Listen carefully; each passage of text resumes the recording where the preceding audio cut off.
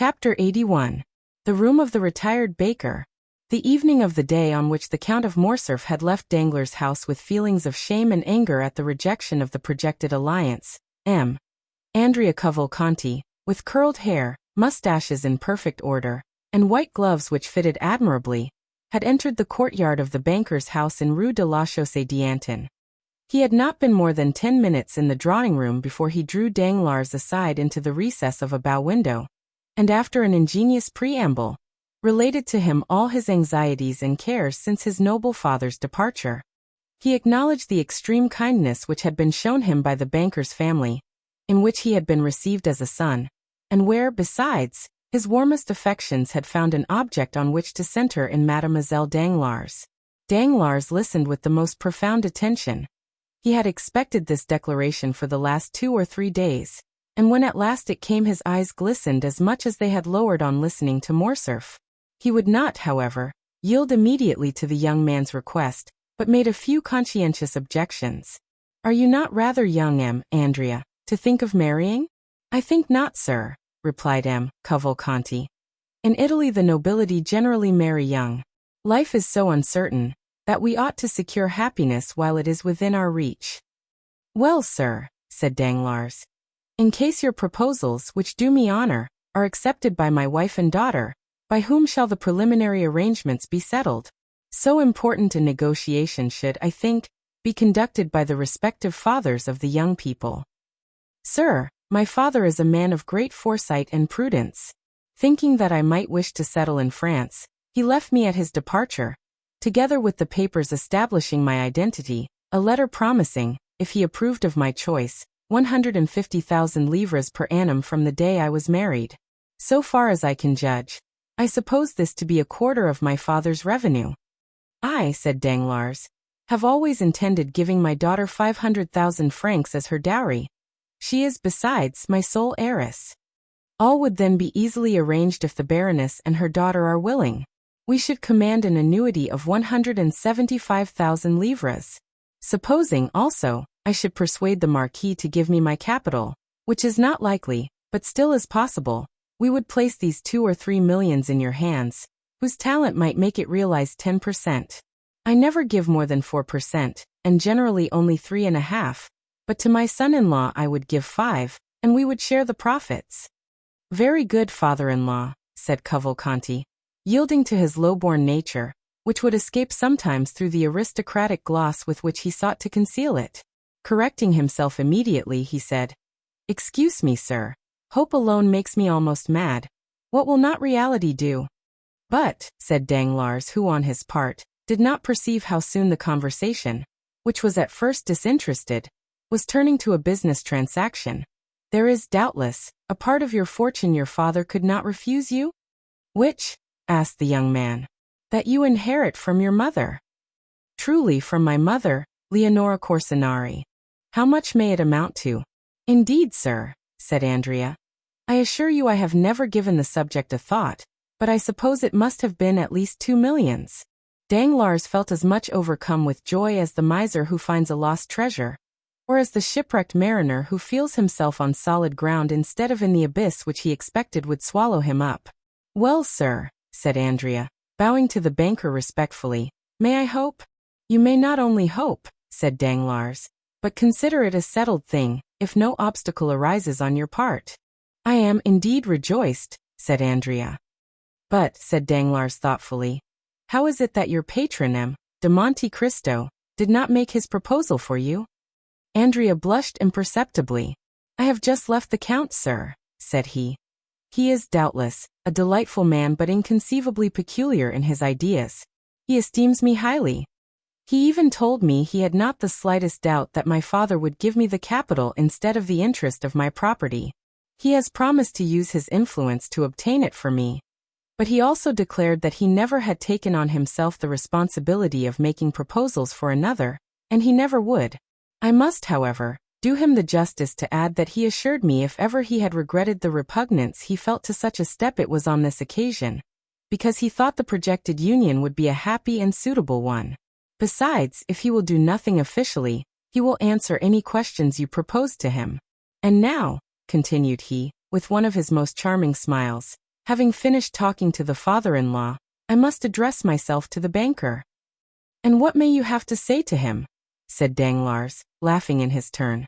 That the day after tomorrow I shall have to draw upon you for about 4,000 francs, but the Count, expecting my bachelor's revenue could not suffice for the coming month's outlay, has offered me a draft for 20,000 francs. It bears his signature, as you see, which is all sufficient. Bring me 1,000,000 such as that, said Danglars. I shall be well pleased, putting the draft in his pocket. Fix your own hour for tomorrow, and my cashier shall call on you with a check for 80,000 francs. At 10 o'clock then, if you please. I should like it early, as I am going into the country tomorrow. Very well, at 10 o'clock. You are still at the Hôtel des Princes? Yes. The following morning, with the banker's usual punctuality, the 80,000 francs were placed in the young man's hands, as he was on the point of starting, after having left 200 francs for Cadaris. He went out chiefly to avoid this dangerous enemy, and returned as late as possible in the evening. But scarcely had he stepped out of his carriage when the porter met him with a parcel in his hand. Sir, said he, that man has been here. What man? Said Andrea carelessly, apparently forgetting him whom he but too well recollected. Him to whom your excellency pays that little annuity. Oh, said Andrea, my father's old servant. Well, you gave him the 200 francs I had left for him. Yes, your excellency. Andrea had expressed a wish to be thus addressed. But, continued the porter, he would not take them. Andrea turned pale, but as it was dark his pallor was not perceptible. What? He would not take them, said he with slight emotion. 40130M. No, he wished to speak to your excellency. I told him you were gone out, and after some dispute he believed me and gave me this letter, which he had brought with him already sealed. Give it me, said Andrea, and he read by the light of his carriage lamp. You know where I live. I expect you tomorrow morning at 9 o'clock. Andrea examined it carefully, to ascertain if the letter had been opened, or if any indiscreet eyes had seen its contents, but it was so carefully folded, that no one could have read it, and the seal was perfect. Very well, said he. Poor man, he is a worthy creature. He left the porter to ponder on these words, not knowing which most to admire, the master or the servant. Take out the horses quickly and come up to me, said Andrea to his groom. In 2 seconds the young man had reached his room and burnt Cadaris' letter. The servant entered just as he had finished. You are about my height, Pierre, said he. I have that honor, your excellency. You had a new livery yesterday? Yes, sir. I have an engagement with a pretty little girl for this evening, and do not wish to be known. Lend me your livery till tomorrow. I may sleep perhaps at an inn. Pierre obeyed. 5 minutes after, Andrea left the hotel, completely disguised, took a cabriolet, and ordered the driver to take him to the Cheval Rouge, at Picpus. The next morning he left that inn as he had left the Hôtel des Princes, without being noticed, walked down the Faubourg Saint-Antoine, along the boulevard to Rue Ménilmontant, and stopping at the door of the third house on the left looked for someone of whom to make inquiry in the porter's absence. For whom are you looking, my fine fellow? Asked the fruiteress on the opposite side. Monsieur Pélotin, if you please, my good woman, replied Andrea. A retired baker? Asked the fruiteress. Exactly. He lives at the end of the yard, on the left, on the third story. 40132M. Andrea went as she directed him, and on the third floor he found a hare's paw, which, by the hasty ringing of the bell, it was evident he pulled with considerable ill temper.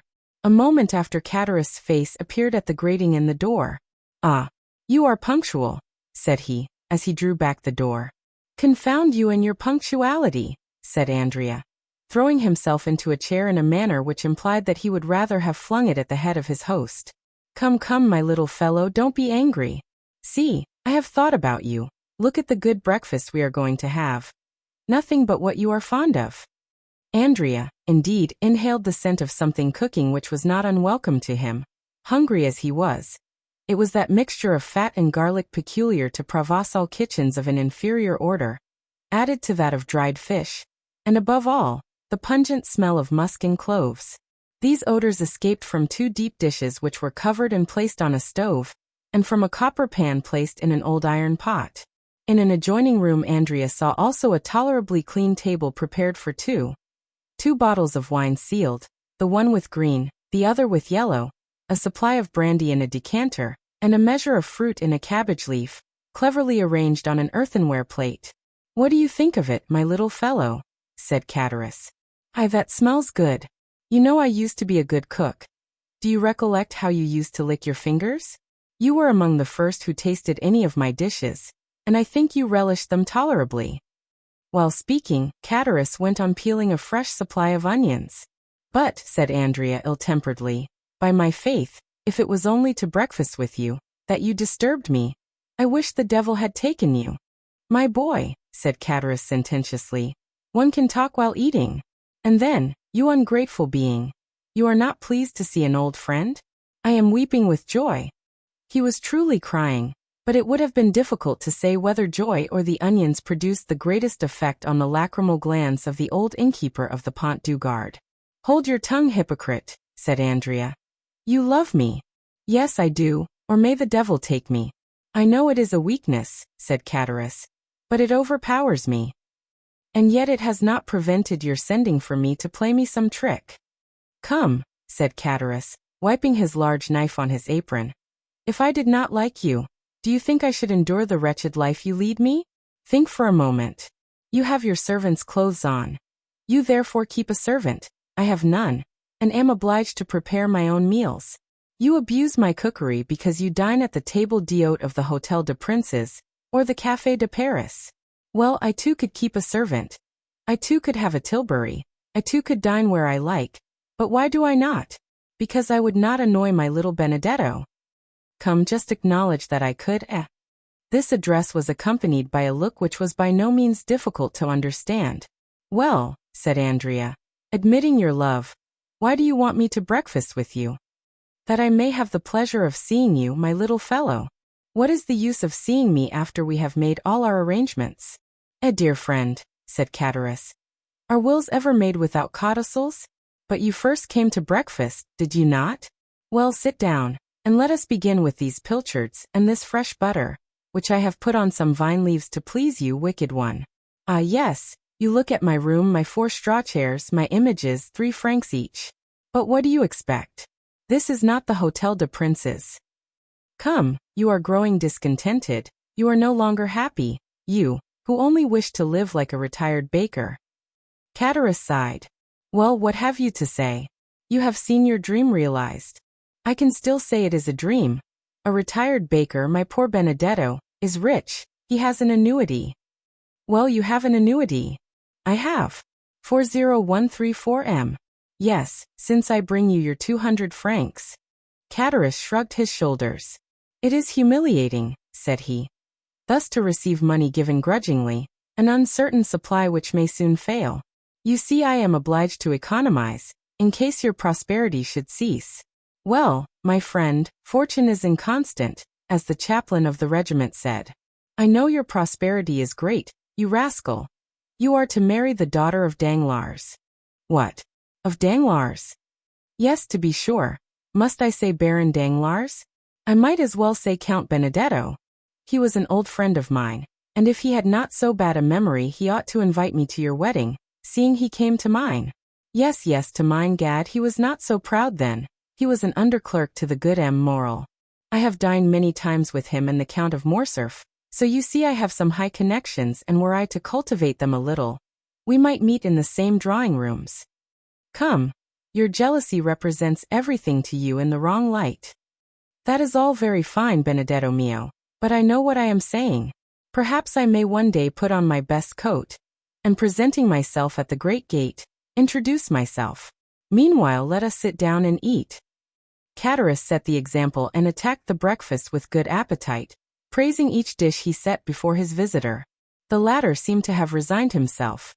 He drew the corks, and partook largely of the fish with the garlic and fat. "Ah, mate," said Chatteris, "you are getting on better terms with your old landlord." "Faith, yes," replied Andrea, whose hunger prevailed over every other feeling. "So you like it, you rogue? So much that I wonder how a man who can cook thus can complain of hard living." "Do you see," said Chatteris, "all my happiness is marred by one thought?" "What is that?" That I am dependent on another, I who have always gained my own livelihood honestly. Do not let that disturb you, I have enough for two. No, truly. You may believe me if you will. At the end of every month I am tormented by remorse. Good Catarus. So much so, that yesterday I would not take the 200 francs. Yes, you wished to speak to me. But was it indeed remorse, tell me? True remorse, and besides an idea had struck me. Andrea shuddered. He always did so at Catarus' ideas. It is miserable, do you see? Always to wait till the end of the month. Oh, said Andrea philosophically, determined to watch his companion narrowly. Does not life pass in waiting? Do I, for instance, fare better? Well, I wait patiently, do I not? Yes, because instead of expecting 200 wretched francs, you expect 5 or 6,000, perhaps 10, perhaps even 12, for you take care not to let anyone know the utmost. Down there, you always had little presents and Christmas boxes, which you tried to hide from your poor friend Catarus. Fortunately, he is a cunning fellow, that friend Catarus. There you are beginning again to ramble, to talk again and again of the past. But what is the use of teasing me with going all over that again? Ah, you are only 21, and can forget the past. I am 50, and am obliged to recollect it. But let us return to business. Yes. I was going to say, if I were in your place. Well, I would realize. How would you realize? I would ask for 6 months in advance, under pretense of being able to purchase a farm. Then with my 6 months I would decamp. Well, well, said Andrea. That isn't a bad idea. My dear friend, said Catarus, eat of my bread and take my advice. You will be none the worse off, physically or morally. But, said Andrea, why do you not act on the advice you gave me? Why do you not realize a 6 months, a year's advance even, and retire to Brussels? Instead of living the retired baker, you might live as a bankrupt, using his privileges. That would be very good. But how the devil would you have me retire on 1,200 francs? Ah, Catarus, said Andrea. How covetous you are. 2 months ago you were dying with hunger. The appetite grows by what it feeds on, said Catarus, grinning and showing his teeth, like a monkey laughing or a tiger growling. And, added he, biting off with his large white teeth an enormous mouthful of bread, I have formed a plan. Catarus' plans alarmed Andrea still more than his ideas. Ideas were but the germ, the plan was reality. Let me see your plan. I dare say it is a pretty one. Why not? Who formed the plan by which we left the establishment of M? Was it not I? And it was no bad one, I believe, since here we are. I do not say, replied Andrea, that you never make a good one, but let us see your plan. Well, pursued Catarus, can you without expending one so, put me in the way of getting 15,000 francs? No, 15,000 are not enough. I cannot again become an honest man with less than 30,000 francs. No, replied Andrea dryly. No, I cannot. I do not think you understand me, replied Catarus calmly. I said without your laying out a sou. Do you want me to commit a robbery, to spoil all my good fortune, and yours with mine, and both of us to be dragged down there again? It would make very little difference to me, said Catarus. If I were retaken, I am a poor creature to live alone, and sometimes pine for my old comrades, not like you, heartless creature, who would be glad never to see them again. Andrea did more than tremble this time, he turned pale. Come, Catarus, no nonsense, said he. Don't alarm yourself, my little Benedetto, but just point out to me some means of gaining those 30,000 francs without your assistance, and I will contrive it. Well, I'll see. I'll try to contrive some way, said Andrea. Meanwhile you will raise my monthly allowance to 500 francs, my little fellow? I have a fancy, and mean to get a housekeeper. Well, you shall have your 500 francs, said Andrea. But it is very hard for me, my poor Catarus. You take advantage. Bah, said Catarus, when you have access to countless stores. One would have said Andrea anticipated his companion's words. So did his eye flash like lightning, but it was but for a moment. True, he replied. And my protector is very kind. That dear protector, said Catarus. And how much does he give you monthly? 5,000 francs. As many thousands as you give me hundreds.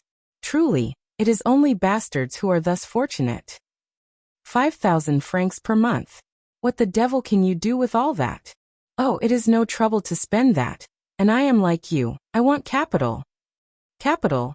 Yes, I understand. Everyone would like capital. Well, and I shall get it. Who will give it to you, your prince? Yes, my prince. But unfortunately I must wait. 40138M. You must wait for what? Asked Catullus. For his death. The death of your prince? Yes. How so? Because he has made his will in my favor. Indeed. On my honor. For how much? For 500,000. Only that? It's little enough. But so it is. No, it cannot be. Are you my friend, Catullus? Yes, in life or death. Well, I will tell you a secret. What is it? But remember. Ah, pardieu. Mute as a carp. Well, I think. Andrea stopped and looked around. You think? Do not fear, pardieu. We are alone. I think I have discovered my father. Your true father? Yes. Not old Cavalcanti? No, for he has gone again. The true one, as you say. And that father is. Well, Catullus, it is Monte Cristo. Bah. Yes, you understand, that explains all. He cannot acknowledge me openly, it appears, but he does it through M. Cavalcanti, and gives him 50,000 francs for it. 50,000 francs for being your father? I would have done it for half that, for 20,000, for 15,000. Why did you not think of me, ungrateful man?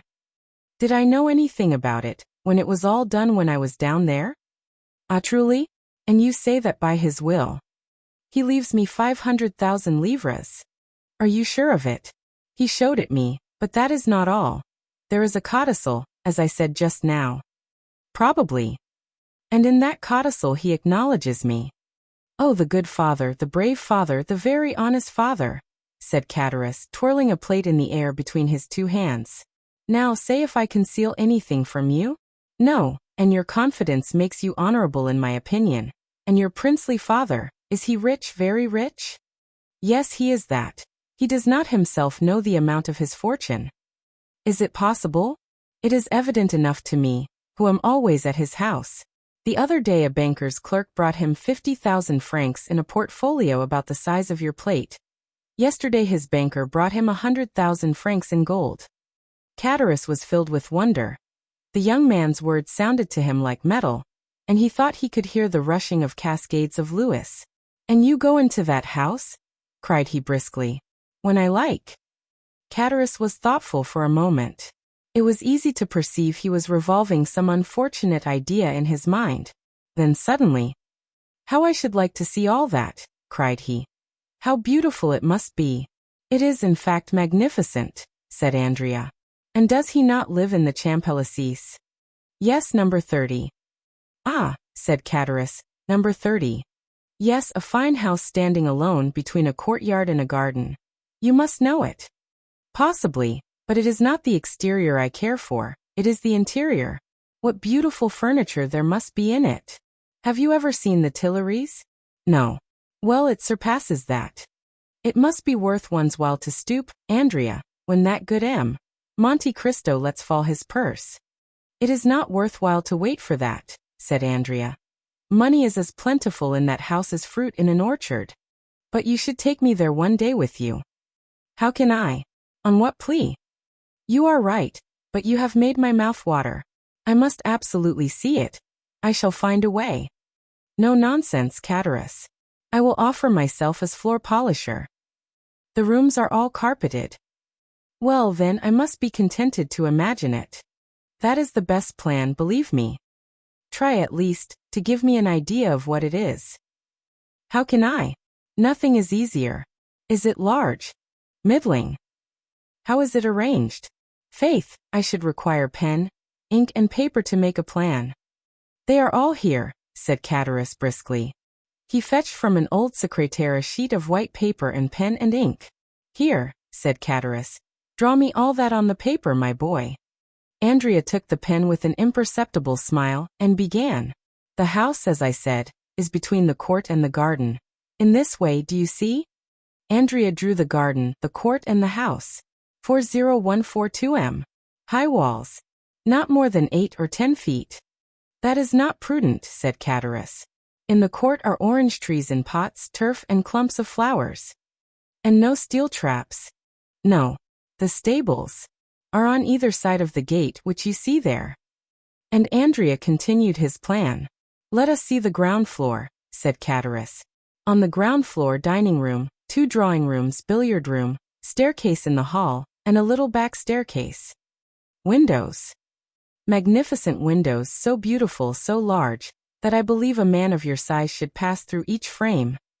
Why the devil have they any stairs with such windows? Luxury has everything. But shutters? Yes, but they are never used. That Count of Monte Cristo is an original, who loves to look at the sky even at night. And where do the servants sleep? Oh, they have a house to themselves. Picture to yourself a pretty coach house at the right-hand side where the ladders are kept. Well, over that coach house are the servants' rooms, with bells corresponding with the different apartments. Ah, diable. Bells, did you say? What do you mean? Oh, nothing. I only say they cost a load of money to hang, and what is the use of them, I should like to know. There used to be a dog let loose in the yard at night, but it has been taken to the house at Auteuil, to that you went to, you know. Yes. I was saying to him only yesterday, you are imprudent, Monsieur Count, for when you go to Auteuil and take your servants, the house is left unprotected. Well, said he, what next? Well, next, some day you will be robbed. What did he answer? He quietly said, what do I care if I am? Andrea, he has some secrétaire with a spring. How do you know? Yes, which catches the thief in a trap and plays a tune. I was told there were such at the last exhibition. He has simply a mahogany secrétaire, in which the key is always kept. And he is not robbed. No, his servants are all devoted to him. There ought to be some money in that secrétaire? There may be. No one knows what there is. And where is it? On the first floor. Sketch me the plan of that floor, as you have done of the ground floor, my boy. That is very simple. Andrea took the pen. On the first story, do you see, there is the anteroom and the drawing room. To the right of the drawing room, a library and a study. To the left, a bedroom and a dressing room. The famous secrétaire is in the dressing room. Is there a window in the dressing room? 2, one here and one there. Andrea sketched 2 windows in the room, which formed an angle on the plan, and appeared as a small square added to the rectangle of the bedroom. Chatteris became thoughtful. Does he often go to Auteuil? Added he. 2 or 3 times a week. Tomorrow, for instance, he is going to spend the day and night there. Are you sure of it? He has invited me to dine there. There's a life for you, said Chatteris. A town house and a country house. That is what it is to be rich. And shall you dine there? Probably. When you dine there, do you sleep there? If I like, I am at home there. Chatteris looked at the young man, as if to get at the truth from the bottom of his heart. But Andrea drew a cigar case from his pocket, took a Havana, quietly lit it, and began smoking. When do you want your 1,200 francs? Said he to Chatteris. Now if you have them. Andrea took 25 louis from his pocket. Yellow boys? Said Chatteris. No, I thank you. Oh, you despise them. On the contrary, I esteem them, but will not have them. You can change them, idiot. Gold is worth 5 sous. Exactly, and he who changes them will follow friend Chatteris, lay hands on him, and demand what farmers pay him their rent in gold. No nonsense, my good fellow. Silver simply, round coins with the head of some monarch or other on them. Anybody may possess a 5-franc piece. But do you suppose I carry 500 francs about with me? I should want a porter. Well, leave them with your porter. He is to be trusted. I will call for them. Today? No, tomorrow. I shall not have time today. Well, tomorrow I will leave them when I go to Auteuil. May I depend on it? Certainly. Because I shall secure my housekeeper on the strength of it. Now see here, will that be all? And will you not torment me any more? Never. Chatteris had become so gloomy that Andrea feared he should be obliged to notice the change. He redoubled his gaiety and carelessness. How sprightly you are, said Chatteris. One would say you were already in possession of your property. No, unfortunately, but when I do obtain it, well, I shall remember old friends, I can tell you that. Yes, since you have such a good memory. What do you want? It looks as if you were trying to fleece me. What an idea. I, who am going to give you another piece of good advice. What is it? To leave behind you the diamond you have on your finger. We shall both get into trouble. You will ruin both yourself and me by your folly. How so? Said Andrea. How? You put on a livery, you disguise yourself as a servant, and yet keep a diamond on your finger worth 4,000 or 5,000 francs. You guess well. I know something of diamonds, I have had some. You do well to boast of it, said Andrea, who, without becoming angry as Catullus feared, at this new extortion, quietly resigned the ring. Catullus looked so closely at it that Andrea well knew that he was examining to see if all the edges were perfect. It is a false diamond, said Catullus. You are joking now, replied Andrea. Do not be angry, we can try it. Catullus went to the window, touched the glass with it, and found it would cut. Confiteor, said Catullus, putting the diamond on his little finger. I was mistaken, but those thieves of jewelers imitate so well that it is no longer worthwhile to rob a jeweler's shop. It is another branch of industry paralyzed. Have you finished? Said Andrea. Do you want anything more? Will you have my waistcoat or my hat? Make free now you have begun. No, you are, after all, a good companion. I will not detain you, and will try to cure myself of my ambition. But take care the same thing does not happen to you in selling the diamond you feared with the gold. I shall not sell it, do not fear. Not at least till the day after tomorrow, thought the young man. Happy rogue, said Catullus. You are going to find your servants, your horses, your carriage, and your betrothed. Yes, said Andrea. Well, I hope you will make a handsome wedding present the day you marry Mademoiselle Danglars. I have already told you it is a fancy you have taken in your head. What fortune has she? But I tell you. 1,000,000. Andrea shrugged his shoulders. Let it be 1,000,000, said Catullus. You can never have so much as I wish you. Thank you, said the young man. Oh, I wish it you with all my heart, added Catullus with his hoarse laugh. Stop, let me show you the way. It is not worthwhile. Yes, it is. Why? Because there is a little secret, a precaution I thought it desirable to take, one of Hart and Fichet's locks, revised and improved by Gaspard Catullus. I will manufacture you a similar one when you are a capitalist. Thank you, said Andrea. I will let you know a week beforehand. They parted. Catullus remained on the landing until he had not only seen Andrea go down the 3 stories, but also cross the court. Then he returned hastily, shut his door carefully, and began to study like a clever architect the plan Andrea had left him. Dear Benedetto, said he, I think he will not be sorry to inherit his fortune, and he who hastens the day when he can touch his 500,000 will not be his worst friend. Chapter 82. The burglary. The day following that on which the conversation we have related took place, the Count of Monte Cristo set out for Auteuil, accompanied by Ali and several attendants, and also taking with him some horses whose qualities he was desirous of ascertaining.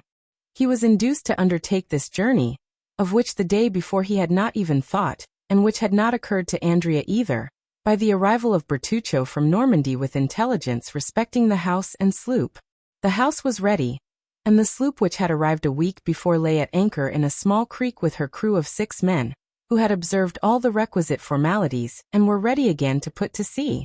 The Count praised Bertuccio's zeal, and ordered him to prepare for a speedy departure, as his stay in France would not be prolonged more than a month. Now, said he, I may require to go in one night from Paris to Treport. Let 8 fresh horses be in readiness on the road, which will enable me to go 50 leagues in 10 hours. Your Highness had already expressed that wish, said Bertuccio, and the horses are ready. I have bought them, and stationed them myself at the most desirable posts, that is, in villages where no one generally stops. That's well, said Monte Cristo. I remain here a day or 2, arrange accordingly. As Bertuccio was leaving the room to give the requisite orders, Baptistin opened the door. He held a letter on a silver waiter. What are you doing here? Asked the Count. seeing him covered with dust. "I did not send for you, I think." Baptistin, without answering, approached the Count and presented the letter. "Important and urgent," said he. The Count opened the letter and read, "M. de Monte Cristo is apprised that this night a man will enter his house in the Champs-Élysées with the intention of carrying off some papers, supposed to be in the secrétaire in the dressing-room. The Count's well-known courage will render unnecessary the aid of the police, whose interference might seriously affect him who sends this advice.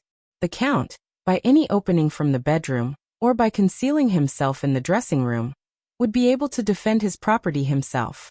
Many attendants or apparent precautions would prevent the villain from the attempt, and M. de Monte Cristo would lose the opportunity of discovering an enemy whom chance has revealed to him, who now sends this warning to the Count. A warning he might not be able to send another time, if this first attempt should fail and another be made." The Count's first idea was that this was an artifice, a gross deception, to draw his attention from a minor danger in order to expose him to a greater. He was on the point of sending the letter to the commissary of police, notwithstanding the advice of his anonymous friend, or perhaps because of that advice, when suddenly the idea occurred to him that it might be some personal enemy, whom he alone should recognize and over whom, if such were the case, he alone would gain any advantage, as Fiesco 17 had done over the Moor who would have killed him. We know the Count's vigorous and daring mind, denying anything to be impossible, with that energy which marks the great man. From his past life, from his resolution to shrink from nothing, the Count had acquired an inconceivable relish for the contests in which he had engaged, sometimes against nature, that is to say, against God, and sometimes against the world, that is, against the devil. "They do not want my papers," said Monte Cristo. "They want to kill me. They are no robbers but assassins.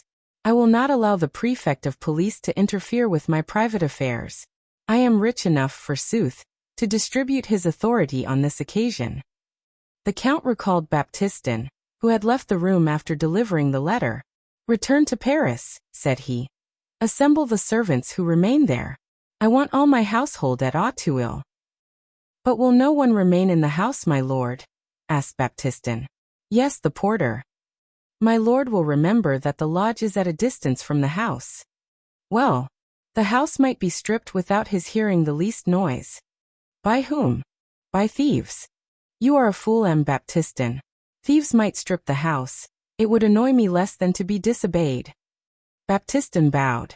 "40,150 M. You understand me?" said the Count. "Bring your comrades here, one and all. But let everything remain as usual. Only close the shutters of the ground floor." "And those of the first floor?" "You know they are never closed. Go."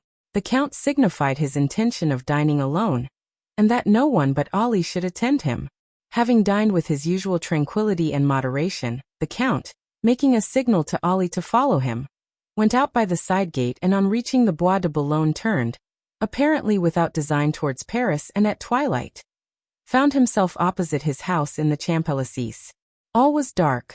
One solitary, feeble light was burning in the porter's lodge, about 40 paces distant from the house, as Baptistin had said.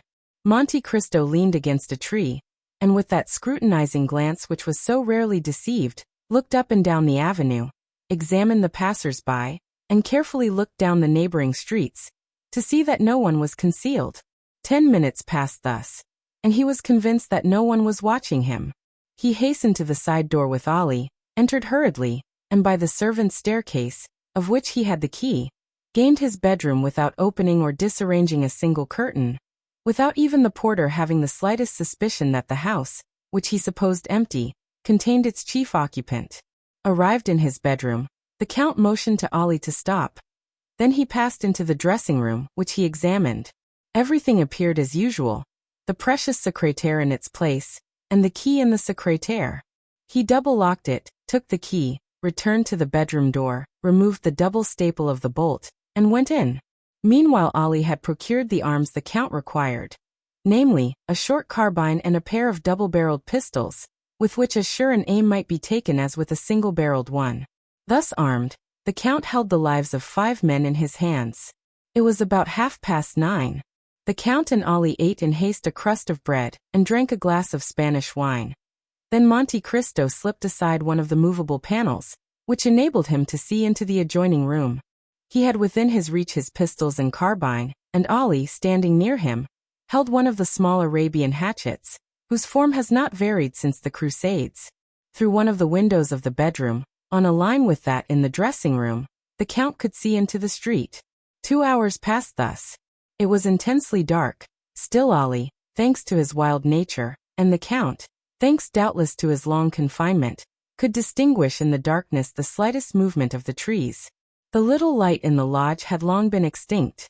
It might be expected that the attack, if indeed an attack was projected, would be made from the staircase of the ground floor, and not from a window. In Monte Cristo's opinion, the villains sought his life, not his money. It would be his bedroom they would attack, and they must reach it by the back staircase, or by the window in the dressing room. The clock of the Invalides struck 11:45. The west wind bore on its moistened gusts the doleful vibration of the 3 strokes. 40152 m. As the last stroke died away, the Count thought he heard a slight noise in the dressing room. This first sound, or rather this first grinding, was followed by a second, then a third. At the fourth, the Count knew what to expect. A firm and well-practiced hand was engaged in cutting the 4 sides of a pane of glass with a diamond. The Count felt his heart beat more rapidly. Inured as men may be to danger, forewarned as they may be of peril, they understand, by the fluttering of the heart and the shuddering of the frame, the enormous difference between a dream and a reality, between the project and the execution. However, Monte Cristo only made a sign to apprise Ali, who, understanding that danger was approaching from the other side, drew nearer to his master. Monte Cristo was eager to ascertain the strength and number of his enemies. The window whence the noise proceeded was opposite the opening by which the Count could see into the dressing room. He fixed his eyes on that window. He distinguished a shadow in the darkness. Then one of the panes became quite opaque, as if a sheet of paper were stuck on the outside. Then the square cracked without falling.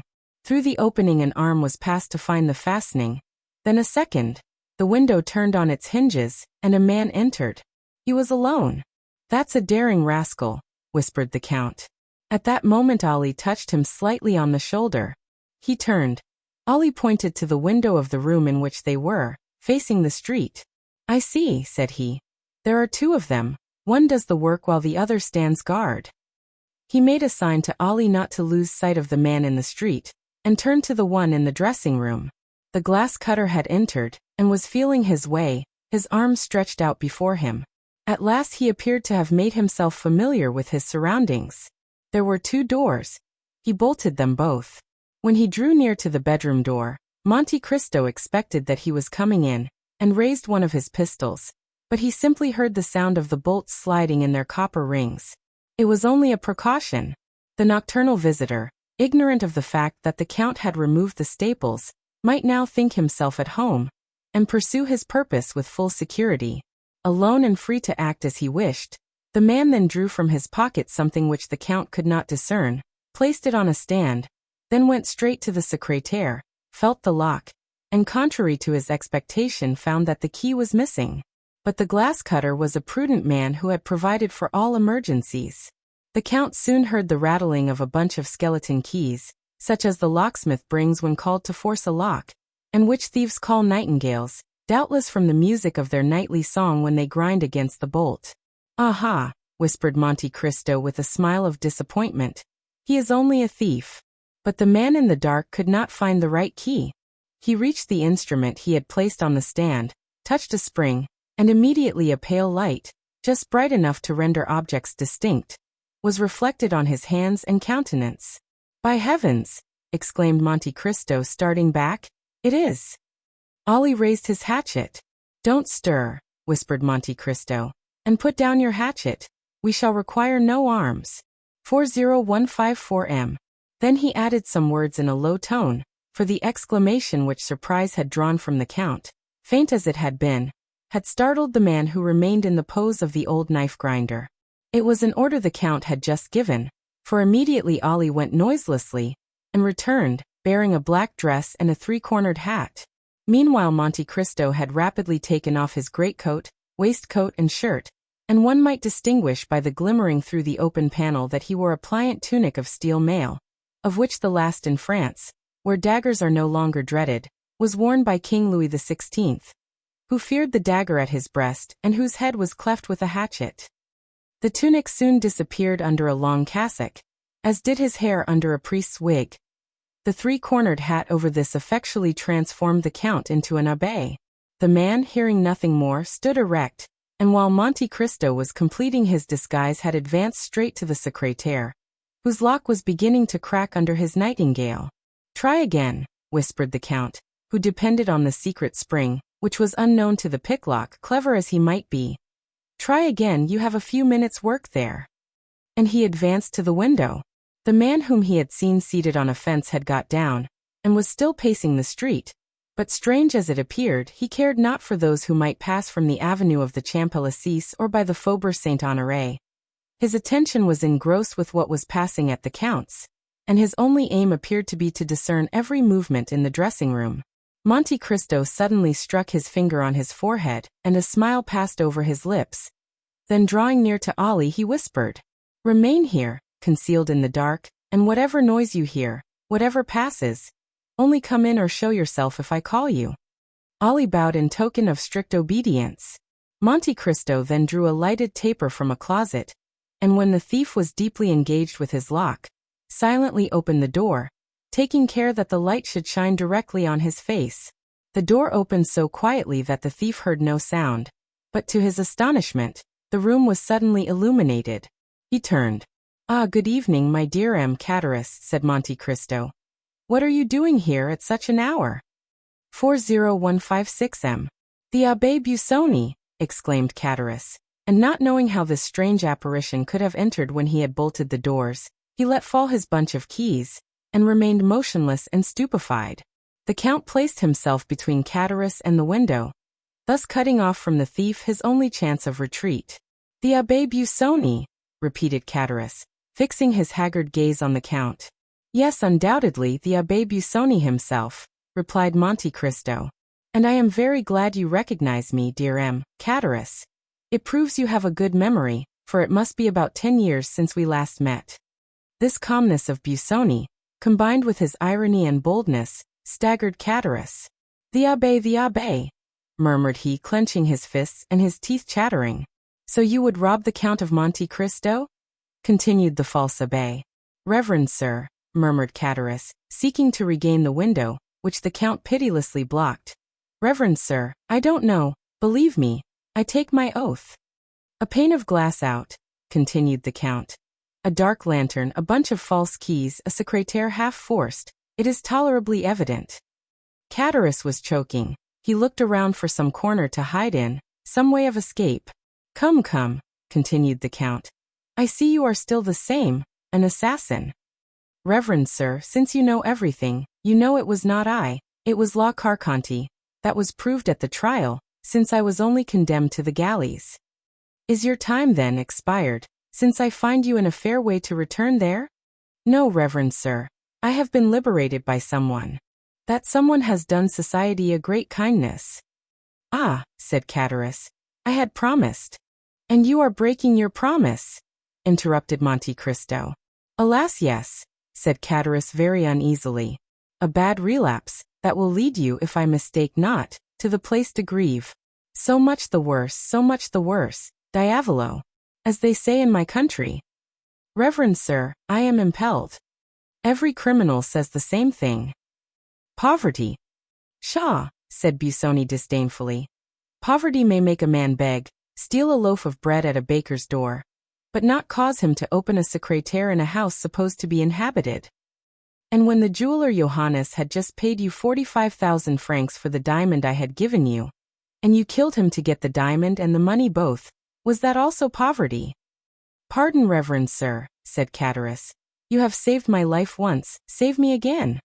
That is but poor encouragement. Are you alone, reverend sir? Or have you their soldiers ready to seize me?" "I am alone," said the abbé, "and I will again have pity on you, and will let you escape, at the risk of the fresh miseries my weakness may lead to, if you tell me the truth." "Ah, reverend sir," cried Cataris, clasping his hands, and drawing nearer to Monte Cristo, "I may indeed say you are my deliverer. You mean to say you have been freed from confinement? Yes, that is true, Reverend Sir. Who was your liberator? An Englishman. What was his name? Lord Wilmore. I know him. I shall know if you lie. Ah, Reverend Sir, I tell you the simple truth. Was this Englishman protecting you? No, not me, but a young Corsican, my companion. What was this young Corsican's name? Benedetto. Is that his Christian name? He had no other. He was a foundling. Then this young man escaped with you? He did. In what way? We were working at St. Mandrier, near Toulon. Do you know St. Mandrier? I do. In the hour of rest, between noon and 1 o'clock. Galley slaves having a nap after dinner. We may well pity the poor fellows, said the abbé. Nay, said Catullus, one can't always work. One is not a dog. So much the better for the dogs, said Monte Cristo. While the rest slept then, we went away a short distance. We severed our fetters with a file the Englishman had given us, and swam away. And what is become of this Benedetto? I don't know. You ought to know. No, in truth, we parted at Hyères. And to give more weight to his protestation, Catullus advanced another step towards the abbé, who remained motionless in his place, as calm as ever, and pursuing his interrogation. You lie, said the abbé Busoni, with a tone of irresistible authority. Reverend Sir, you lie? This man is still your friend, and you, perhaps, make use of him as your accomplice. 40160M. Oh, Reverend Sir, since you left Toulon, what have you lived on? Answer me. On what I could get. You lie, repeated the abbé a third time with a still more imperative tone. Catullus, terrified, looked at the count. You have lived on the money he has given you. True, said Catullus. Benedetto has become the son of a great lord. How can he be the son of a great lord? A natural son. And what is that great lord's name? The Count of Monte Cristo, the very same in whose house we are. Benedetto the Count's son? Replied Monte Cristo, astonished in his turn. Well, I should think so, since the Count has found him a false father, since the Count gives him 4,000 francs a month, and leaves him 500,000 francs in his will. Ah yes, said the factitious abbé, who began to understand. And what name does the young man bear meanwhile? Andrea Cavalcanti. Is it, then, that young man whom my friend the Count of Monte Cristo has received into his house, and who is going to marry Mademoiselle Danglars? Exactly. And you suffer that, you wretch? You who know his life and his crime? Why should I stand in a comrade's way? Said Catullus. You are right. It is not you who should apprise M. Danglars, it is I. Do not do so, Reverend Sir. Why not? Because you would bring us to ruin. And you think that to save such villains as you I will become an abettor of their plot, an accomplice in their crimes? Reverend Sir, said Catullus, drawing still nearer, I will expose all. To whom? To M. Danglars. By heaven, cried Catullus, drawing from his waistcoat an open knife, and striking the Count in the breast. You shall disclose nothing, Reverend Sir. To Catullus' great astonishment, the knife, instead of piercing the Count's breast, flew back blunted. At the same moment the Count seized with his left hand the assassin's wrist, and wrung it with such strength that the knife fell from his stiffened fingers, and Catullus uttered a cry of pain. But the Count, disregarding his cry, continued to wring the bandit's wrist, until his arm being dislocated he fell first on his knees, then flat on the floor. The Count then placed his foot on his head, saying, I know not what restrains me from crushing thy skull, rascal. Ah, mercy, mercy, cried Catullus. The Count withdrew his foot. 40162M. Rise, said he. Catullus rose. What a wrist you have, Reverend Sir, said Catullus, stroking his arm, all bruised by the fleshy pincers which had held it. What a wrist! Silence. God gives me strength to overcome a wild beast like you. In the name of that God I act. Remember that, wretch. And to spare thee at this moment is still serving him. Oh, said Catullus, groaning with pain. Take this pen and paper, and write what I dictate. I don't know how to write, Reverend Sir. You lie. Take this pen and write. Catullus, awed by the superior power of the abbé, sat down and wrote. Sir, the man whom you are receiving at your house, and to whom you intend to marry your daughter, is a felon who escaped with me from confinement at Toulon. He was number 59, and I number 58. He was called Benedetto, but he is ignorant of his real name, having never known his parents. Sign it, continued the Count. But would you ruin me? If I sought your ruin, fool, I should drag you to the first guardhouse. Besides, when that note is delivered, in all probability you will have no more to fear. Sign it then. Cadaras signed it. The address: to Monsieur the Baron Danglars, banker, Rue de la Chaussée d'Antin. Cadaras wrote the address. The abbé took the note. Now, said he, that suffices, be gone. Which way? The way you came. You wish me to get out at that window? You got in very well. Oh, you have some design against me, reverend sir. Idiot! What design can I have? Why then, not let me out by the door. What would be the advantage of waking the porter? Ah, reverend sir, tell me, do you wish me dead? I wish what God wills. But swear that you will not strike me as I go down. Cowardly fool! What do you intend doing with me? I ask you, what can I do? I have tried to make you a happy man, and you have turned out a murderer. Oh, monsieur, said Cadaras, make one more attempt, try me once more. I will, said the Count. Listen, you know if I may be relied on. Yes, said Cadaras, if you arrive safely at home. What have I to fear, except from you? If you reach your home safely, leave Paris, leave France, and wherever you may be, so long as you conduct yourself well, I will send you a small annuity, for if you return home safely then, asked Cadaras shuddering, 40164 M. Then I shall believe God has forgiven you, and I will forgive you too. As true as I am a Christian, stammered Cadaras. You will make me die of fright. Now be gone, said the Count, pointing to the window. Cadaras, scarcely yet relying on this promise, put his legs out of the window and stood on the ladder. Now go down, said the abbé, folding his arms. Understanding he had nothing more to fear from him, Cadaras began to go down.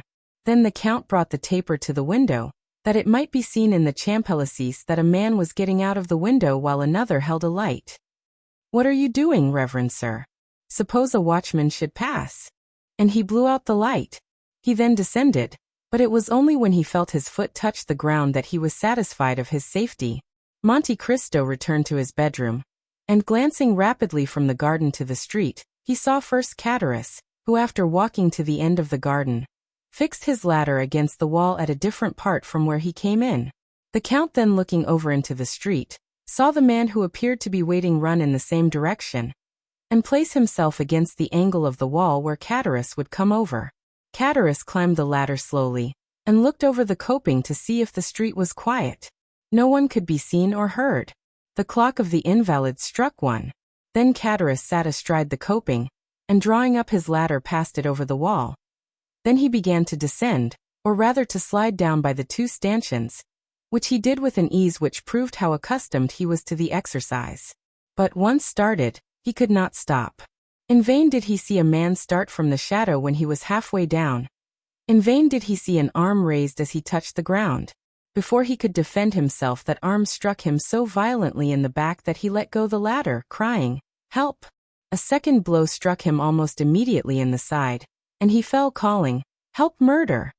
Then as he rolled on the ground, his adversary seized him by the hair, and struck him a third blow in the chest. This time Cadaras endeavored to call again, but he could only utter a groan, and he shuddered as the blood flowed from his 3 wounds. The assassin, finding that he no longer cried out, lifted his head up by the hair. His eyes were closed and the mouth was distorted. The murderer, supposing him dead, let fall his head and disappeared. Then Cadaras, feeling that he was leaving him, raised himself on his elbow, and with a dying voice cried with great effort, "Murder! I am dying! Help, reverend sir! Help!" This mournful appeal pierced the darkness. The door of the back staircase opened, then the side gate of the garden, and Ali and his master were on the spot with lights. Chapter 83. The Hand of God. Cadaras continued to call piteously, "Help, reverend sir, help!" "What is the matter?" asked Monte Cristo. "Help!" cried Cadaras. "I am murdered. We are here. Take courage. Ah, it's all over. You are come too late. You are come to see me die. What blows, what blood. He fainted. Ali and his master conveyed the wounded man into a room. Monte Cristo motioned to Ali to undress him, and he then examined his dreadful wounds. My God, he exclaimed, thy vengeance is sometimes delayed, but only that it may fall the more effectually. Ali looked at his master for further instructions. Bring here immediately the king's attorney, M. de Villefort, who lives in the Faubourg Saint-Honoré. As you pass the lodge, wake the porter, and send him for a surgeon. Ali obeyed, leaving the abbé alone with Cadaris, who had not yet revived. When the wretched man again opened his eyes, the count looked at him with a mournful expression of pity, and his lips moved as if in prayer. A surgeon, reverend sir, a surgeon, said Cadaris. I have sent for one, replied the abbé. I know he cannot save my life, but he may strengthen me to give my evidence. Against whom? Against my murderer. Did you recognize him? Yes, it was Benedetto. The young Corsican? Himself. Your comrade? Yes. After giving me the plan of this house, doubtless hoping I should kill the count and he thus become his heir, or that the count would kill me and I should be out of his way, he waylaid me, and has murdered me. I have also sent for the procureur. He will not come in time. I feel my life fast ebbing. Wait a moment, said Monte Cristo. He left the room, and returned in 5 minutes with a file. The dying man's eyes were all the time riveted on the door, through which he hoped succor would arrive. Hasten, reverend sir, hasten. I shall faint again. Monte Cristo approached, and dropped on his purple lips 3 or 4 drops of the contents of the file. Cadaris drew a deep breath. Oh, said he. That is life to me more. 2 drops more would kill you, replied the abbé. Oh, send for someone to whom I can denounce the wretch. Shall I write your deposition? You can sign it. Yes, said Cadaris, and his eyes glistened at the thought of this posthumous revenge. Monte Cristo wrote, I die, murdered by the Corsican Benedetto, my comrade in the galleys at Toulon, number 59. Quick, said Cadaris, or I shall be unable to sign it. Monte Cristo gave the pen to Cadaris, who collected all his strength, signed it, and fell back on his bed, saying, You will relate all the rest, reverend sir. You will say he calls himself Andrea Cavalcanti. He lodges at the Hôtel de Princes. Oh, I am dying. He again fainted. The abbé made him smell the contents of the file, and he again opened his eyes. His desire for revenge had not forsaken him. Ah, you will tell all I have said, will you not, reverend sir? Yes, and much more. What more will you say? I will say he had doubtless given you the plan of this house, in the hope the count would kill you. I will say, likewise, he had apprised the count, by a note, of your intention, and the count being absent, I read the note and sat up to await you. And he will be guillotined, will he not? Said Cadaris. Promise me that, and I will die with that hope. I will say, continued the count, that he followed and watched you the whole time, and when he saw you leave the house, ran to the angle of the wall to conceal himself. Did you see all that? Remember my words. If you return home safely, I shall believe God has forgiven you, and I will forgive you also. And you did not warn me, cried Cadaris, raising himself on his elbows. You knew I should be killed on leaving this house, and did not warn me. 40168M. No, for I saw God's justice placed in the hands of Benedetto, and should have thought it sacrilege to oppose the designs of Providence. God's justice. Speak not of it, reverend sir. If God were just, you know how many would be punished who now escape. Patience, said the abbé, in a tone which made the dying man shudder. Have patience. Cadaris looked at him with amazement. Besides, said the abbé, God is merciful to all, as he has been to you. He is first a father, then a judge. Do you then believe in God? Said Cadaris. Had I been so unhappy as not to believe in him until now, said Monte Cristo, I must believe on seeing you. Cadaris raised his clenched hands towards heaven. Listen, said the abbé, extending his hand over the wounded man, as if to command him to believe. This is what the God in whom, on your deathbed, you refused to believe, has done for you. He gave you health, strength, regular employment, even friends, a life in fact, which a man might enjoy with a calm conscience. Instead of improving these gifts, rarely granted so abundantly, this has been your course. You have given yourself up to sloth and drunkenness, and in a fit of intoxication have ruined your best friend. Help! Cried Chatteris. I require a surgeon, not a priest. Perhaps I am not mortally wounded. I may not die. Perhaps they can yet save my life. Your wounds are so far mortal that, without the 3 drops I gave you, you would now be dead. Listen then. Ah, murmured Chatteris. What a strange priest you are. You drive the dying to despair, instead of consoling them. Listen, continued the abbé. When you had betrayed your friend, God began not to strike, but to warn you. Poverty overtook you. You had already passed half your life in coveting that which you might have honorably acquired. And already you contemplated crime under the excuse of want, when God worked a miracle in your behalf, sending you, by my hands, a fortune, brilliant indeed for you, who had never possessed any.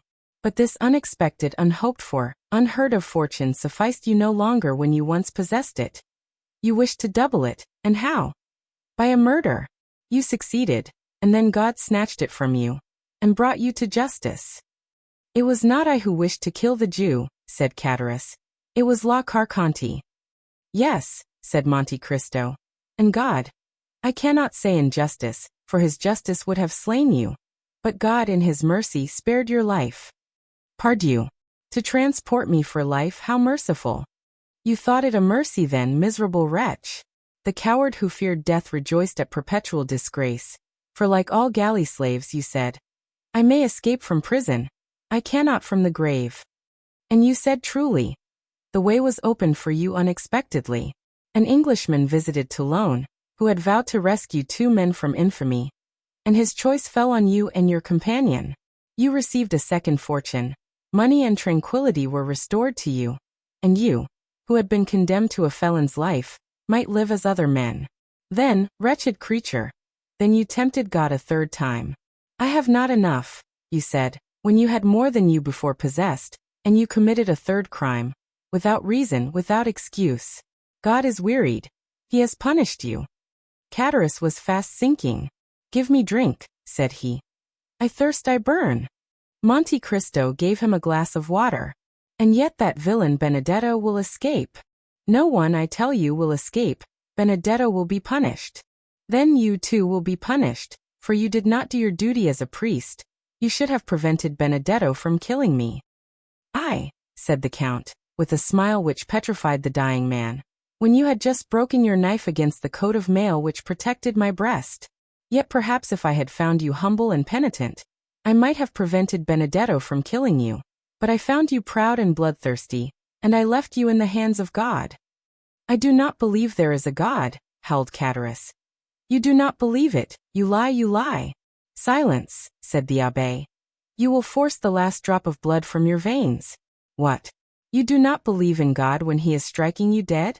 You will not believe in him, who requires but a prayer, a word, a tear, and he will forgive? God, who might have directed the assassin's dagger so as to end your career in a moment, has given you this quarter of an hour for repentance. Reflect then, wretched man, and repent. No, said Chatteris. No, I will not repent. There is no God.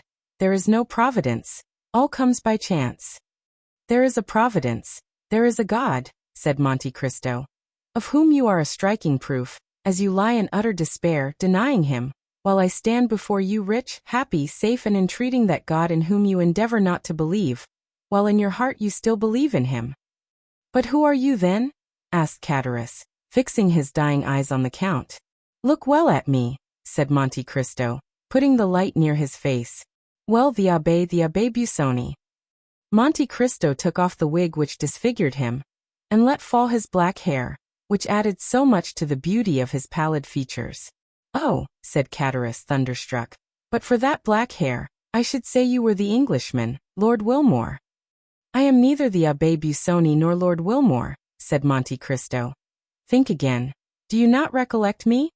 There was a magic effect in the Count's words, which once more revived the exhausted powers of the miserable man. Yes, indeed, said he. I think I have seen you and known you formerly. Yes, Chatteris, you have seen me. You knew me once. Who then are you? And why, if you knew me, do you let me die? Because nothing can save you. Your wounds are mortal.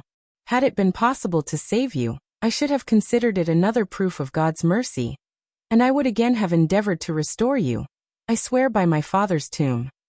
By your father's tomb, said Catullus, supported by a supernatural power, and half raising himself to see more distinctly the man who had just taken the oath which all men hold sacred.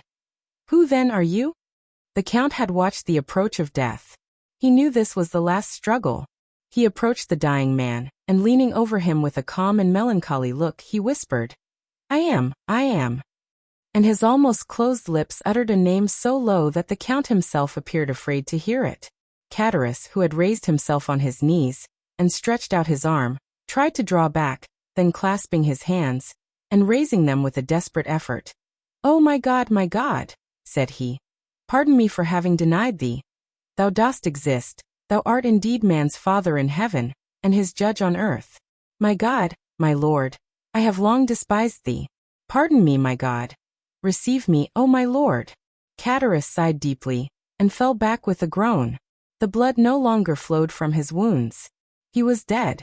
One, said the Count mysteriously, his eyes fixed on the corpse, disfigured by so awful a death. 10 minutes afterwards the surgeon and the procureur arrived, the one accompanied by the porter, the other by Ollie, and were received by the Abbé Busoni, who was praying by the side of the corpse. Chapter 84. Beauchamp. The daring attempt to rob the Count was the topic of conversation throughout Paris for the next fortnight. The dying man had signed a deposition declaring Benedetto to be the assassin. The police had orders to make the strictest search for the murderer. Catullus' knife, dark lantern, bunch of keys and clothing, excepting the waistcoat, which could not be found, were deposited at the registry. The corpse was conveyed to the morgue. The Count told everyone that this adventure had happened during his absence at Auteuil, and that he only knew what was related by the Abbé Busoni, who that evening, by mere chance, had requested to pass the night in his house, to examine some valuable books in his library. Bertuccio alone turned pale whenever Benedetto's name was mentioned in his presence, but there was no reason why anyone should notice his doing so.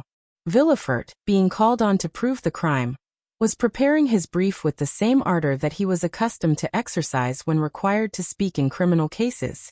But 3 weeks had already passed, and the most diligent search had been unsuccessful. The attempted robbery and the murder of the robber by his comrade were almost forgotten in anticipation of the approaching marriage of Mademoiselle Danglars to the Count Andrea Cavalcanti. It was expected that this wedding would shortly take place, as the young man was received at the banker's as the betrothed. Letters had been dispatched to M. Cavalcanti, as the Count's father, who highly approved of the union, regretted his inability to leave Parma at that time, and promised a wedding gift of 150,000 livres. It was agreed that the 3 millions should be entrusted to Danglars to invest. Some persons had warned the young man of the circumstances of his future father-in-law, who had of late sustained repeated losses, but with sublime disinterestedness and confidence the young man refused to listen, or to express a single doubt to the Baron. The Baron adored Count Andrea Cavalcanti, not so Mademoiselle Eugénie Danglars. With an instinctive hatred of matrimony, she suffered Andrea's attentions in order to get rid of Morcerf, but when Andrea urged his suit, she betrayed an entire dislike to him. The Baron might possibly have perceived it, but attributing it to a caprice, feigned ignorance. The delay demanded by Beauchamp had nearly expired. Morcerf appreciated the advice of Monte Cristo to let things die away of their own accord.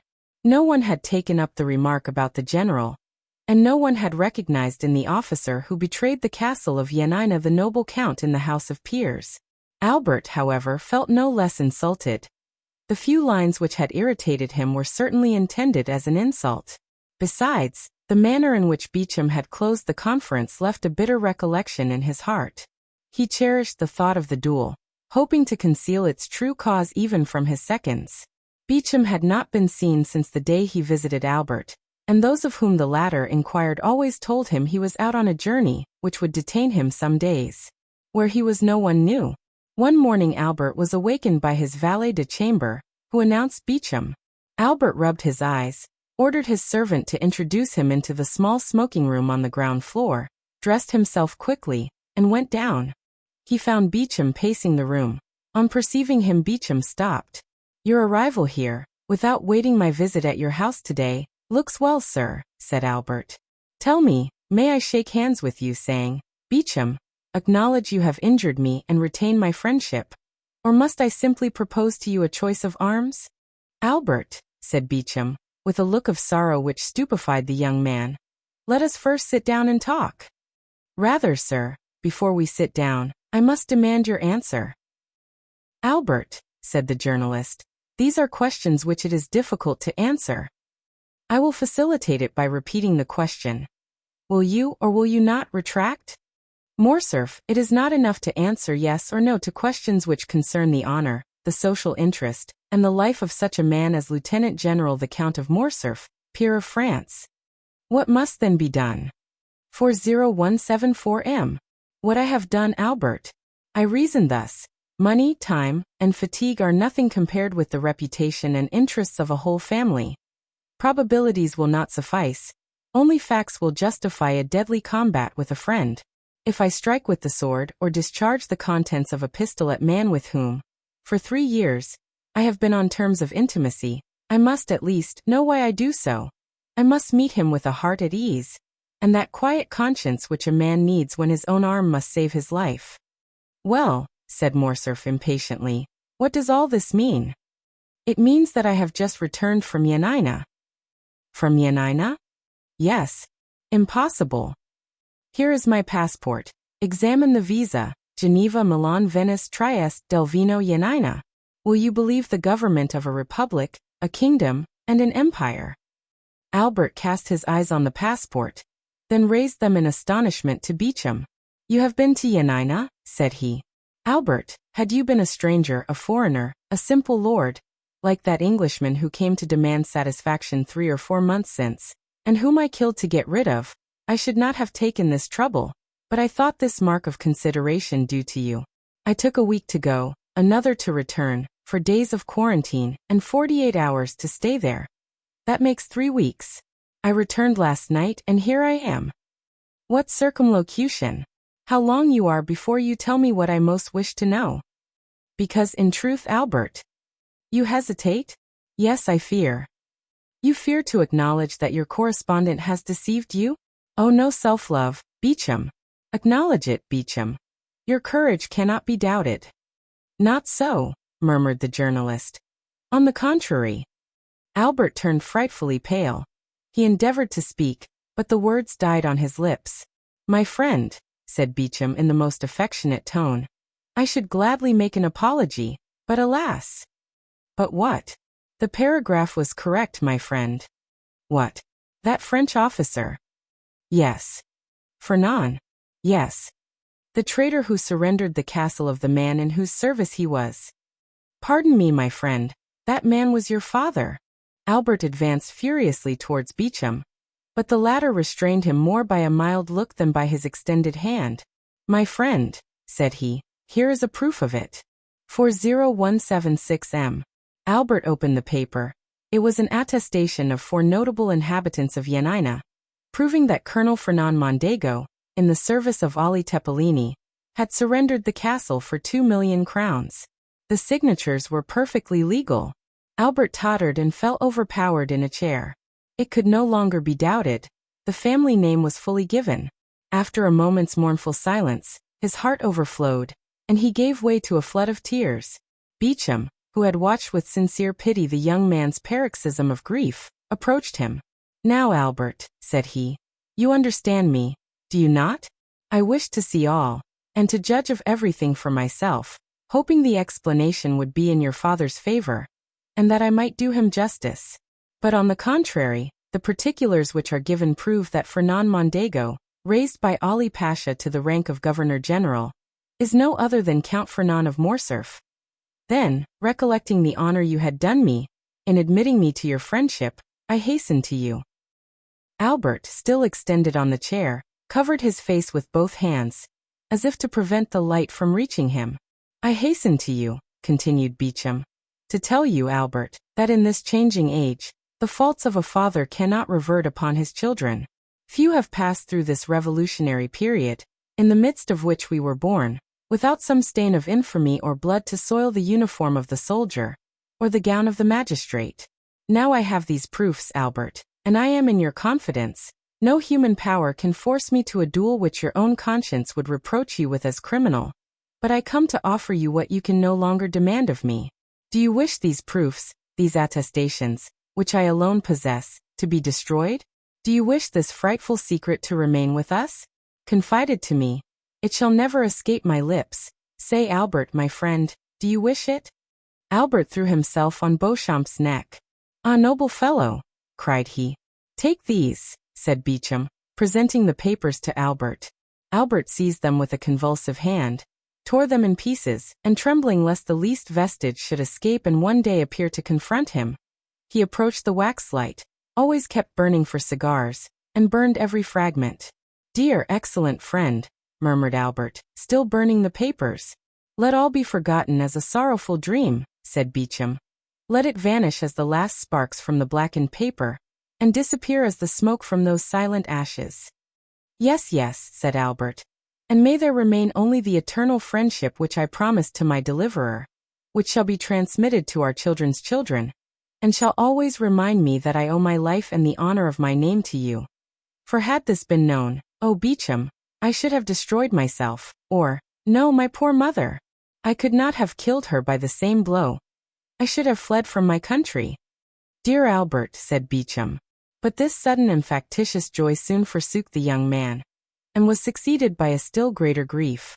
Well, said Beauchamp, what still oppresses you, my friend? 40178M. I am broken-hearted, said Albert. Listen, Beauchamp.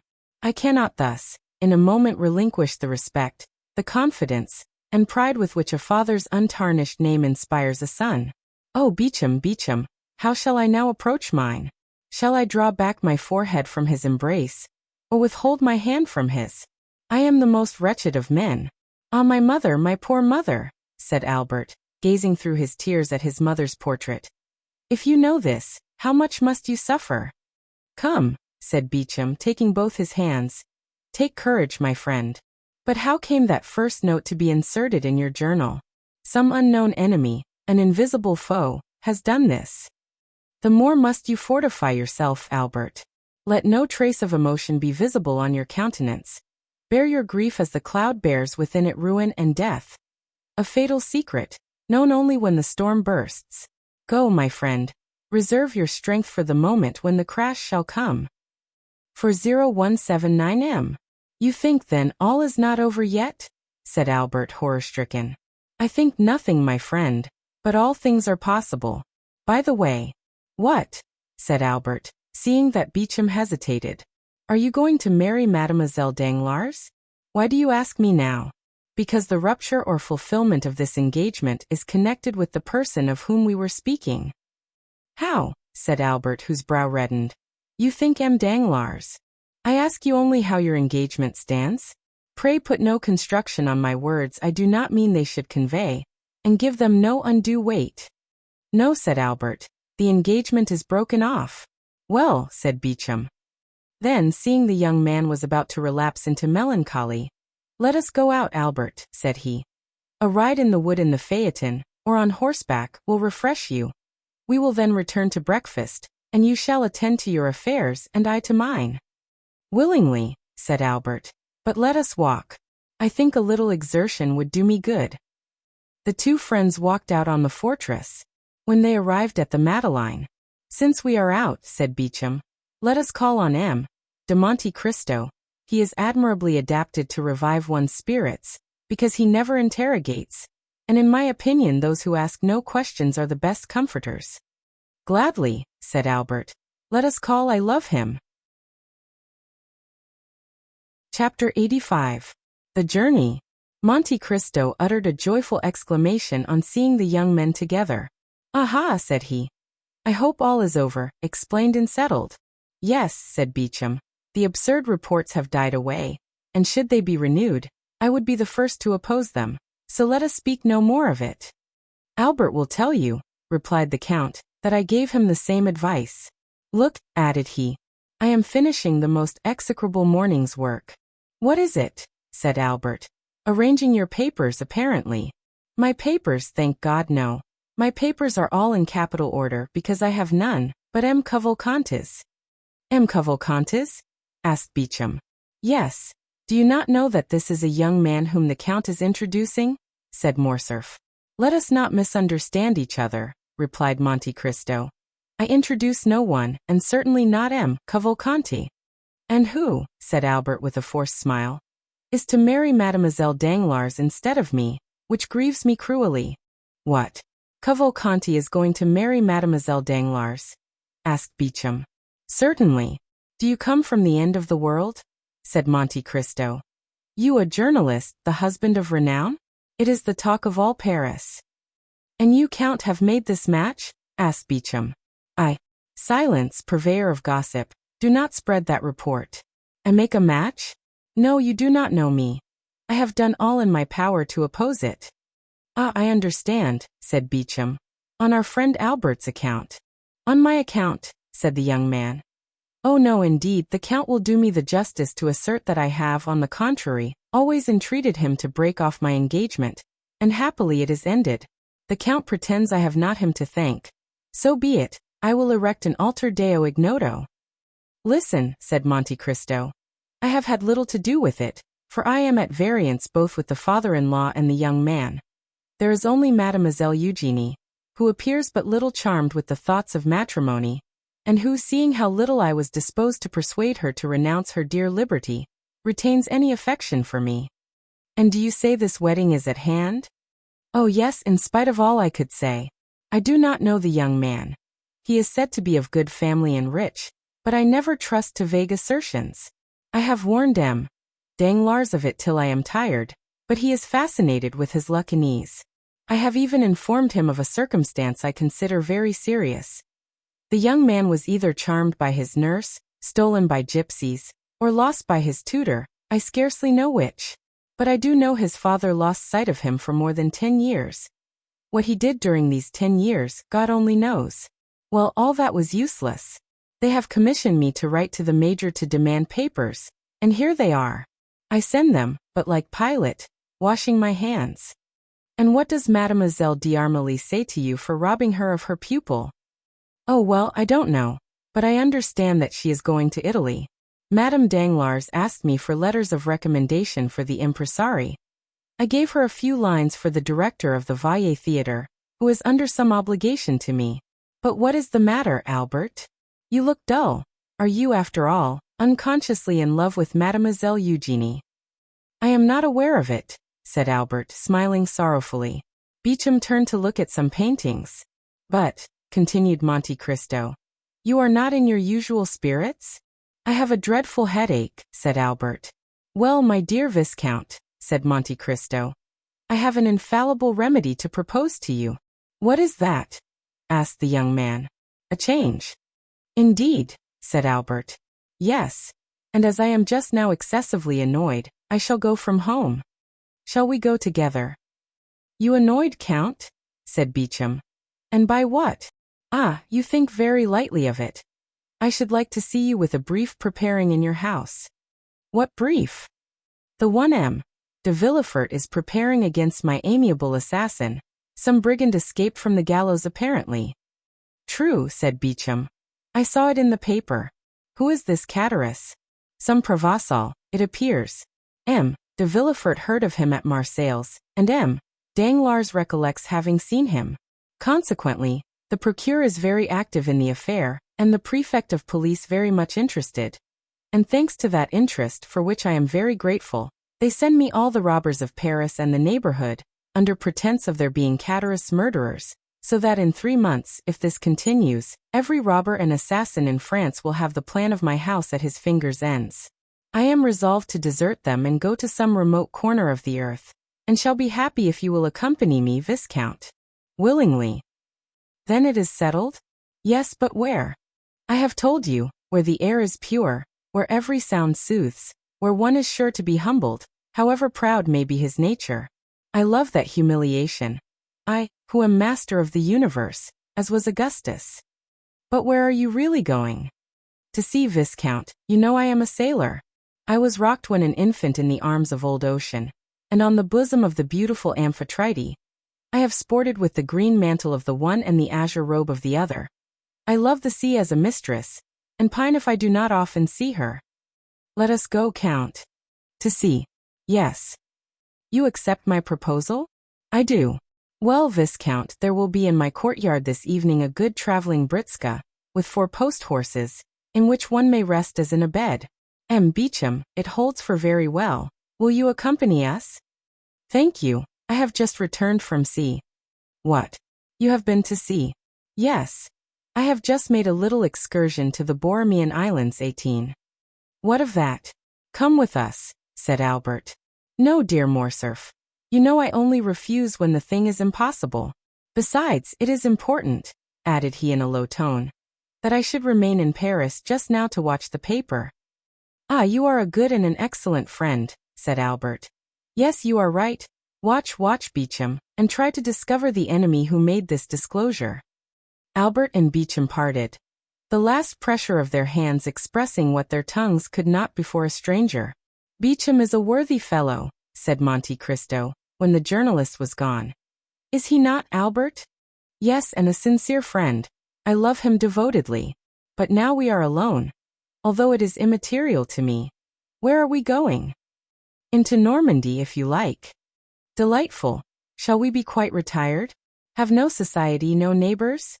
Our companions will be riding horses, dogs to hunt with, and a fishing boat. Exactly what I wish for. I will apprise my mother of my intention, and return to you. But shall you be allowed to go into Normandy? I may go where I please. Yes, I am aware you may go alone, since I once met you in Italy, but to accompany the mysterious Monte Cristo? You forget, Count, that I have often told you of the deep interest my mother takes in you. Woman is fickle, said Francis I. Woman is like a wave of the sea, said Shakespeare. Both the great king and the great poet ought to have known woman's nature well. Woman's, yes. My mother is not woman but a woman. As I am only a humble foreigner, you must pardon me if I do not understand all the subtle refinements of your language.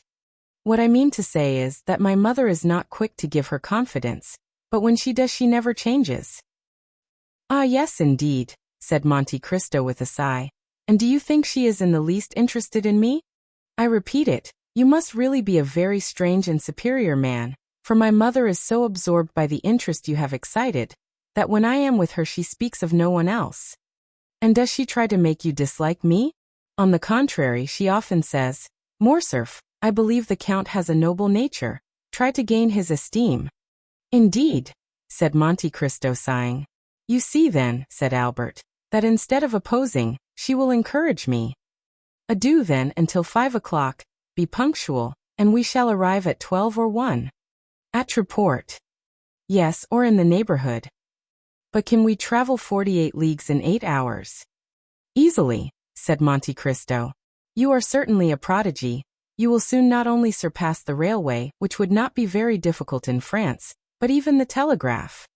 But Viscount, since we cannot perform the journey in less than 7 or 8 hours, do not keep me waiting. Do not fear, I have little to prepare. Monte Cristo smiled as he nodded to Albert, then remained a moment absorbed in deep meditation.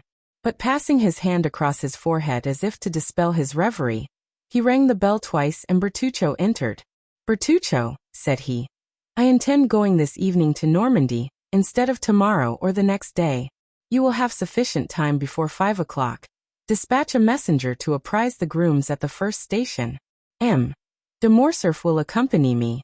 Bertuccio obeyed and dispatched a courier to Pontoise to say the traveling carriage would arrive at 6 o'clock. From Pontoise another express was sent to the next stage, and in 6 hours all the horses stationed on the road were ready. Before his departure, the Count went to Haydée's apartments, told her his intention, and resigned everything to her care. Albert was punctual. The journey soon became interesting from its rapidity, of which Morcerf had formed no previous idea. Truly, said Monte Cristo, with your post horses going at the rate of 2 leagues an hour, and that absurd law that one traveler shall not pass another without permission, so that an invalid or ill-tempered traveler may detain those who are well and active, It is impossible to move. I escape this annoyance by traveling with my own postilion and horses. Do I not, Ollie? The Count put his head out of the window and whistled, and the horses appeared to fly. The carriage rolled with a thundering noise over the pavement, and everyone turned to notice the dazzling meteor. Ollie, smiling, repeated the sound, grasped the reins with a firm hand, and spurred his horses, whose beautiful manes floated in the breeze. This child of the desert was in his element, and with his black face and sparkling eyes appeared, in the cloud of dust he raised, like the genius of the simoom and the god of the hurricane. I never knew till now the delight of speed, said Morcerf, and the last cloud disappeared from his brow. But where the devil do you get such horses? Are they made to order? Precisely, said the Count. 6 years since I bought a horse in Hungary remarkable for its swiftness. The 32 that we shall use tonight are its progeny. They are all entirely black, with the exception of a star upon the forehead. That is perfectly admirable. But what do you do, Count, with all these horses? You see, I travel with them. But you are not always traveling. When I no longer require them, Bertuccio will sell them, and he expects to realize 30 or 40,000 francs by the sale. But no monarch in Europe will be wealthy enough to purchase them. Then he will sell them to some Eastern vizier, who will empty his coffers to purchase them, and refill them by applying the bastinado to his subjects. Count, may I suggest one idea to you? Certainly. It is that, next to you, Bertuccio must be the richest gentleman in Europe. You are mistaken, Viscount. I believe he has not a franc in his possession. Then he must be a wonder. My dear Count, if you tell me many more marvelous things, I warn you I shall not believe them. I countenance nothing that is marvelous, Albert. Tell me, why does a steward rob his master? Because I suppose it is his nature to do so, for the love of robbing. You are mistaken. It is because he has a wife and family, and ambitious desires for himself and them.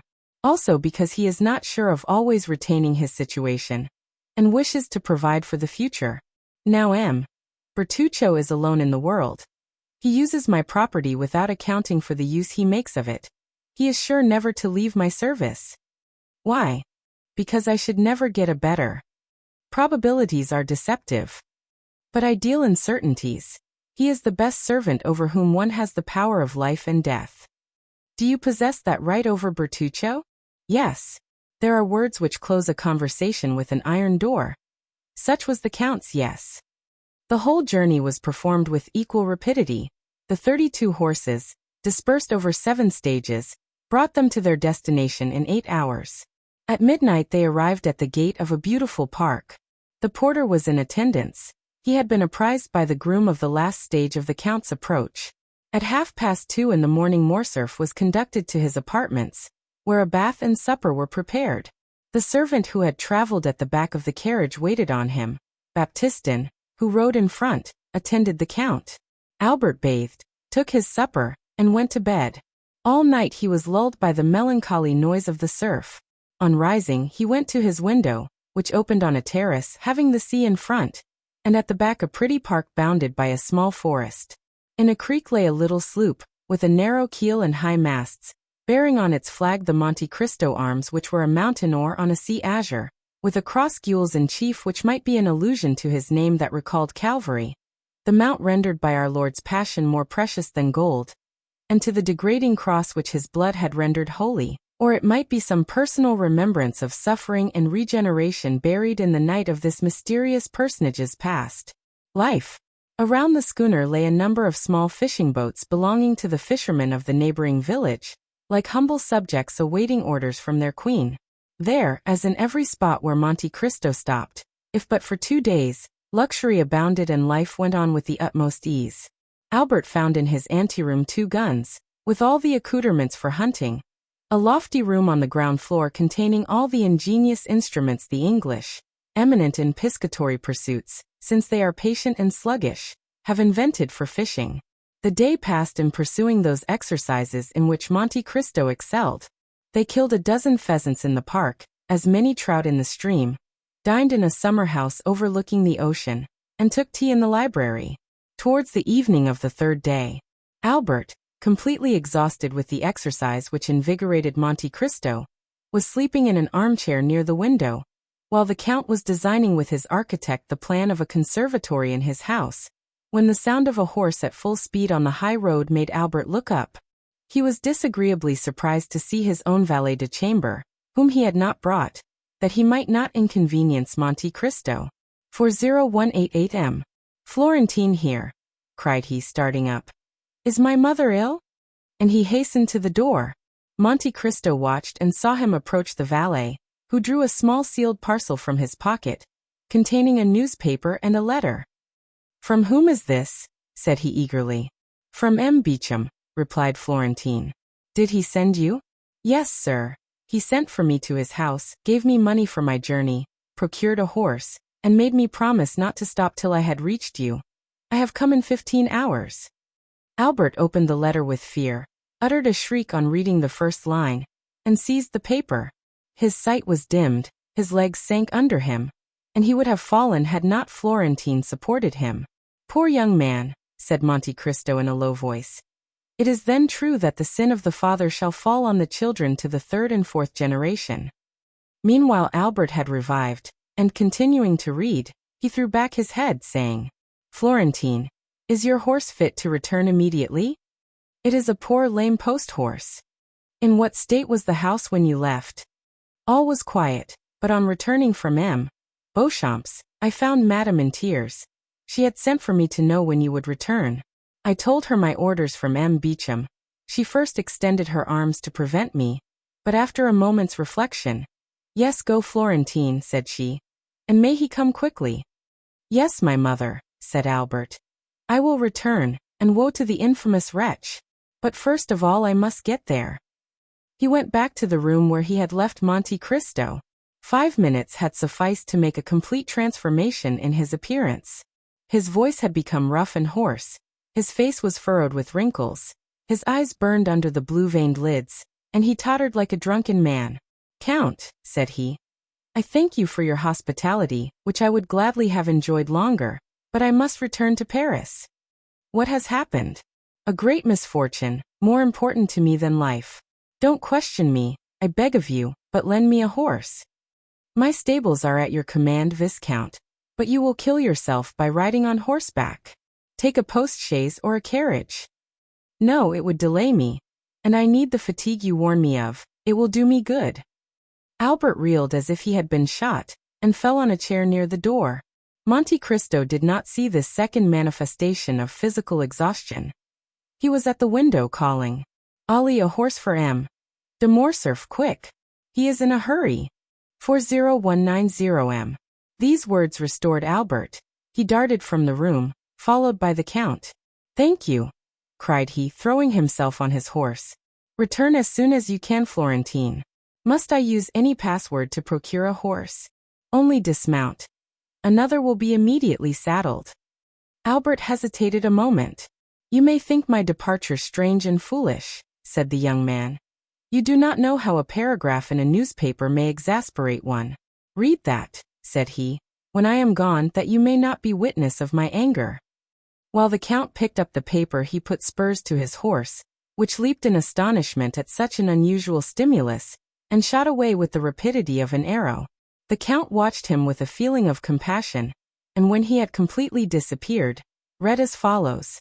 The French officer in the service of Ali Pasha of Yanina alluded to 3 weeks since an El Impartial, who not only surrendered the castle of Yanina, but sold his benefactor to the Turks, styled himself truly at that time Fernand, as our esteemed contemporary states, but he has since added to his Christian name a title of nobility and a family name. He now calls himself the Count of Morcerf, and ranks among the peers.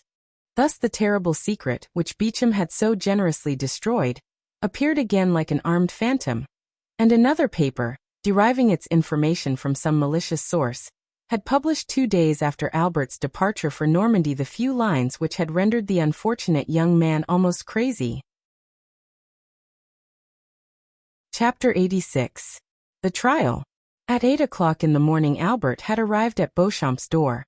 The valet de chambre had received orders to usher him in at once. Beauchamp was in his bath. Here I am, Albert said. Well, my poor friend, replied Beauchamp. I expected you. I need not say I think you are too faithful and too kind to have spoken of that painful circumstance. Your having sent for me is another proof of your affection. So without losing time, tell me, have you the slightest idea whence this terrible blow proceeds? I think I have some clue. But first tell me all the particulars of this shameful plot. Beecham proceeded to relate to the young man, who was overwhelmed with shame and grief, the following facts. 2 days previously, the article had appeared in another paper besides El Impartial, and what was more serious, one that was well known as a government paper. Beecham was breakfasting when he read the paragraph. He sent immediately for a cabriolet, and hastened to the publisher's office.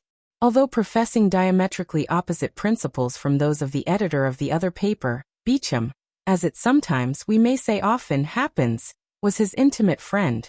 The editor was reading with apparent delight a leading article in the same paper on beet sugar, probably a composition of his own.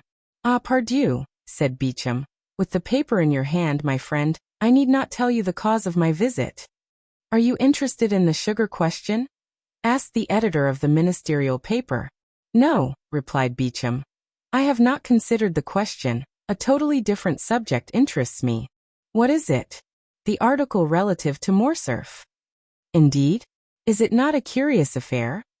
So curious, that I think you are running a great risk of a prosecution for defamation of character. Not at all. We have received with the information all the requisite proofs, and we are quite sure M. de Morcerf will not raise his voice against us. Besides, it is rendering a service to one's country to denounce these wretched criminals who are unworthy of the honor bestowed on them. Beecham was thunderstruck. Who then has so correctly informed you? Asked he. For my paper, which gave the first information on the subject, has been obliged to stop for want of proof. And yet we are more interested than you in exposing M. de Morcerf, as he is a peer of France, and we are of the opposition. Oh, that is very simple. We have not sought to scandalize. This news was brought to us. A man arrived yesterday from Yanina, bringing a formidable array of documents, and when we hesitated to publish the accusatory article, he told us it should be inserted in some other paper. Beecham understood that nothing remained but to submit, and left the office to dispatch a courier to Morcerf. But he had been unable to send to Albert the following particulars, as the events had transpired after the messenger's departure. Namely, that the same day a great agitation was manifest in the House of Peers among the usually calm members of that dignified assembly. Everyone had arrived almost before the usual hour, and was conversing on the melancholy event which was to attract the attention of the public towards one of their most illustrious colleagues. Some were perusing the article, others making comments and recalling circumstances which substantiated the charges still more. The Count of Morcerf was no favorite with his colleagues. Like all upstarts, he had had recourse to a great deal of haughtiness to maintain his position. The true nobility laughed at him, the talented repelled him, and the honorable instinctively despised him. He was, in fact, in the unhappy position of the victim marked for sacrifice. The finger of God once pointed at him. Everyone was prepared to raise the hue and cry. The Count of Morcerf alone was ignorant of the news. He did not take in the paper containing the defamatory article, and had passed the morning in writing letters and in trying a horse. He arrived at his usual hour, with a proud look and insolent demeanor. He alighted, passed through the corridors, and entered the house without observing the hesitation of the doorkeepers or the coolness of his colleagues. 40,194 M. Business had already been going on for half an hour when he entered. Everyone held the accusing paper, but as usual, no one liked to take upon himself the responsibility of the attack. At length an honorable peer, Morcerf's acknowledged enemy, ascended the tribune with that solemnity which announced that the expected moment had arrived. There was an impressive silence. Morcerf alone knew not why such profound attention was given to an orator, who was not always listened to with so much complacency. The Count did not notice the introduction, in which the speaker announced that his communication would be of that vital importance that it demanded the undivided attention of the House, but at the mention of Yanina and Colonel Fernand, he turned so frightfully pale that every member shuddered and fixed his eyes upon him. Moral wounds have this peculiarity. They may be hidden, but they never close. Always painful, always ready to bleed when touched, they remain fresh and open in the heart. The article having been read during the painful hush that followed, a universal shudder pervaded the assembly, and immediately the closest attention was given to the orator as he resumed his remarks. He stated his scruples and the difficulties of the case. It was the honor of M. de Morcerf, and that of the whole House, he proposed to defend, by provoking a debate on personal questions, which are always such painful themes of discussion. He concluded by calling for an investigation, which might dispose of the calumnious report before it had time to spread, and restore M. de Morcerf to the position he had long held in public opinion. Morcerf was so completely overwhelmed by this great and unexpected calamity that he could scarcely stammer a few words as he looked around on the assembly. This timidity, which might proceed from the astonishment of innocence as well as the shame of guilt, conciliated some in his favor. For men who are truly generous are always ready to compassionate when the misfortune of their enemy surpasses the limits of their hatred. The president put it to the vote, and it was decided that the investigation should take place. The count was asked what time he required to prepare his defense. Morcerf's courage had revived when he found himself alive after this horrible blow. "My lords," answered he, "it is not by time I could repel the attack made on me by enemies unknown to me, and doubtless, hidden in obscurity. It is immediately and by a thunderbolt, that I must repel the flash of lightning which, for a moment, startled me. Oh, that I could, instead of taking up this defense, shed my last drop of blood to prove to my noble colleagues that I am their equal in worth." These words made a favorable impression on behalf of the accused. "I demand, then, that the examination shall take place as soon as possible, and I will furnish the House with all necessary information." "What day do you fix?" asked the president. "Today I am at your service," replied the count. The president rang the bell. "Does the House approve that the examination should take place today?" 40196M. "Yes," was the unanimous answer. A committee of 12 members was chosen to examine the proofs brought forward by Morcerf. The investigation would begin at 8 o'clock that evening in the committee room, and if postponement were necessary, the proceedings would be resumed each evening at the same hour. Morcerf asked leave to retire. He had to collect the documents he had long been preparing against this storm, which his sagacity had foreseen. Beauchamp related to the young man all the facts we have just narrated. His story, however, had over ours all the advantage of the animation of living things over the coldness of dead things. Albert listened, trembling now with hope, then with anger, and then again with shame, for from Beauchamp's confidence he knew his father was guilty, and he asked himself how, since he was guilty, he could prove his innocence. Beauchamp hesitated to continue his narrative. "What next?" asked Albert. "What next? My friend, you impose a painful task on me. Must you know all?" "Absolutely, and rather from your lips than another's." "Muster up all your courage then, for never have you required it more." Albert passed his hand over his forehead, as if to try his strength, as a man who is preparing to defend his life proves his shield and bends his sword. He thought himself strong enough, for he mistook fever for energy. "Go on," said he. The evening arrived. All Paris was in expectation. Many said your father had only to show himself to crush the charge against him. Many others said he would not appear, while some asserted that they had seen him start for Brussels, and others went to the police office to inquire if he had taken out a passport. I used all my influence with one of the committee, a young peer of my acquaintance, to get admission to one of the galleries. He called for me at 7 o'clock, and before anyone had arrived, asked one of the doorkeepers to place me in a box. I was concealed by a column, and might witness the whole of the terrible scene which was about to take place. At 8 o'clock all were in their places, and M. de Morcerf entered at the last stroke. He held some papers in his hand. His countenance was calm, and his step firm, and he was dressed with great care in his military uniform, which was buttoned completely up to the chin. His presence produced a good effect. The committee was made up of liberals, several of whom came forward to shake hands with him. Albert felt his heart bursting at these particulars, but gratitude mingled with his sorrow. He would gladly have embraced those who had given his father this proof of esteem at a moment when his honor was so powerfully attacked. At this moment one of the doorkeepers brought in a letter for the president. "You are at liberty to speak, M. de Morcerf," said the president, as he unsealed the letter. And the Count began his defense, I assure you, Albert, in a most eloquent and skillful manner. He produced documents proving that the Vizier of Yanina had up to the last moment honored him with his entire confidence, since he had entrusted him with a negotiation of life and death with the Emperor. He produced the ring, his mark of authority, with which Ali Pasha generally sealed his letters, and which the latter had given him, that he might, on his return at any hour of the day or night, gain access to the presents, even in the harem. Unfortunately, the negotiation failed, and when he returned to defend his benefactor, he was dead.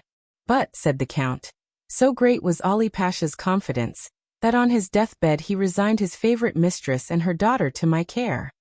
Albert started on hearing these words. The history of Haiti recurred to him, and he remembered what she had said of that message and the ring, and the manner in which she had been sold and made a slave. And what effect did this discourse produce? Anxiously inquired Albert. I acknowledge it affected me, and indeed all the committee also, said Beauchamp. Meanwhile, the president carelessly opened the letter which had been brought to him. But the first lines aroused his attention. He read them again and again, and fixing his eyes on M. de Morcerf, Count, said he, you have said that the Vizier of Yanina confided his wife and daughter to your care? Yes, sir, replied Morcerf. But in that, like all the rest, misfortune pursued me. On my return, Vasiliki and her daughter Haiti had disappeared. Did you know them? My intimacy with the Pasha and his unlimited confidence had gained me an introduction to them, and I had seen them above 20 times. Have you any idea what became of them? Yes, sir, I heard they had fallen victims to their sorrow, and perhaps to their poverty. I was not rich, my life was in constant danger, I could not seek them, to my great regret. The president frowned imperceptibly. Gentlemen, said he, you have heard the Comte de Morcerf's defense. Can you, sir, produce any witnesses to the truth of what you have asserted? Alas, no, monsieur, replied the Count. All those who surrounded the Vizier, or who knew me at his court, are either dead or gone away, I know not where. I believe that I alone of all my countrymen survived that dreadful war. I have only the letters of Ali Tepelini, which I have placed before you, the ring, a token of his goodwill, which is here, and lastly, the most convincing proof I can offer, after an anonymous attack, and that is the absence of any witness against my veracity and the purity of my military life. A murmur of approbation ran through the assembly, and at this moment Albert, had nothing more transpired, your father's cause had been gained. It only remained to put it to the vote, when the president resumed. Gentlemen, and you, monsieur, you will not be displeased, I presume, to listen to one who calls himself a very important witness, and who has just presented himself. He is, doubtless, come to prove the perfect innocence of our colleague. Here is a letter I have just received on the subject. Shall it be read, or shall it be passed over? And shall we take no notice of this incident? M. de Morcerf turned pale, and clenched his hands on the papers he held. The committee decided to hear the letter. The Count was thoughtful and silent. The President read, Mr. President, I can furnish the Committee of Inquiry into the conduct of the Lieutenant General the Count of Morcerf in Epirus and in Macedonia with important particulars. The President paused, and the Count turned pale. The President looked at his auditors. Proceed, was heard on all sides. The President resumed, I was on the spot at the death of Ali Pasha. I was present during his last moments. I know what is become of Vasiliki and Haiti. I am at the command of the committee, and even claim the honor of being heard. I shall be in the lobby when this note is delivered to you. And who is this witness, or rather this enemy? Asked the Count, in a tone in which there was a visible alteration. We shall know, sir, replied the President. Is the committee willing to hear this witness? Yes, yes, they all said at once. The doorkeeper was called. Is there anyone in the lobby? Said the President. Yes, sir. Who is it? A woman, accompanied by a servant. Everyone looked at his neighbor. Bring her in, said the President. 5 minutes after the doorkeeper again appeared. All eyes were fixed on the door, and I, said Beauchamp, shared the general expectation and anxiety. Behind the doorkeeper walked a woman enveloped in a large veil, which completely concealed her. It was evident from her figure and the perfume she had about her, that she was young and fastidious in her tastes, but that was all. The president requested her to throw aside her veil, and it was then seen that she was dressed in the Grecian costume, and was remarkably beautiful. "Ah," said Albert, "it was she." "Who?" "Haydée." "Who told you that?" "Alas, I guess it. But go on, Beauchamp. You see I am calm and strong. And yet we must be drawing near the disclosure."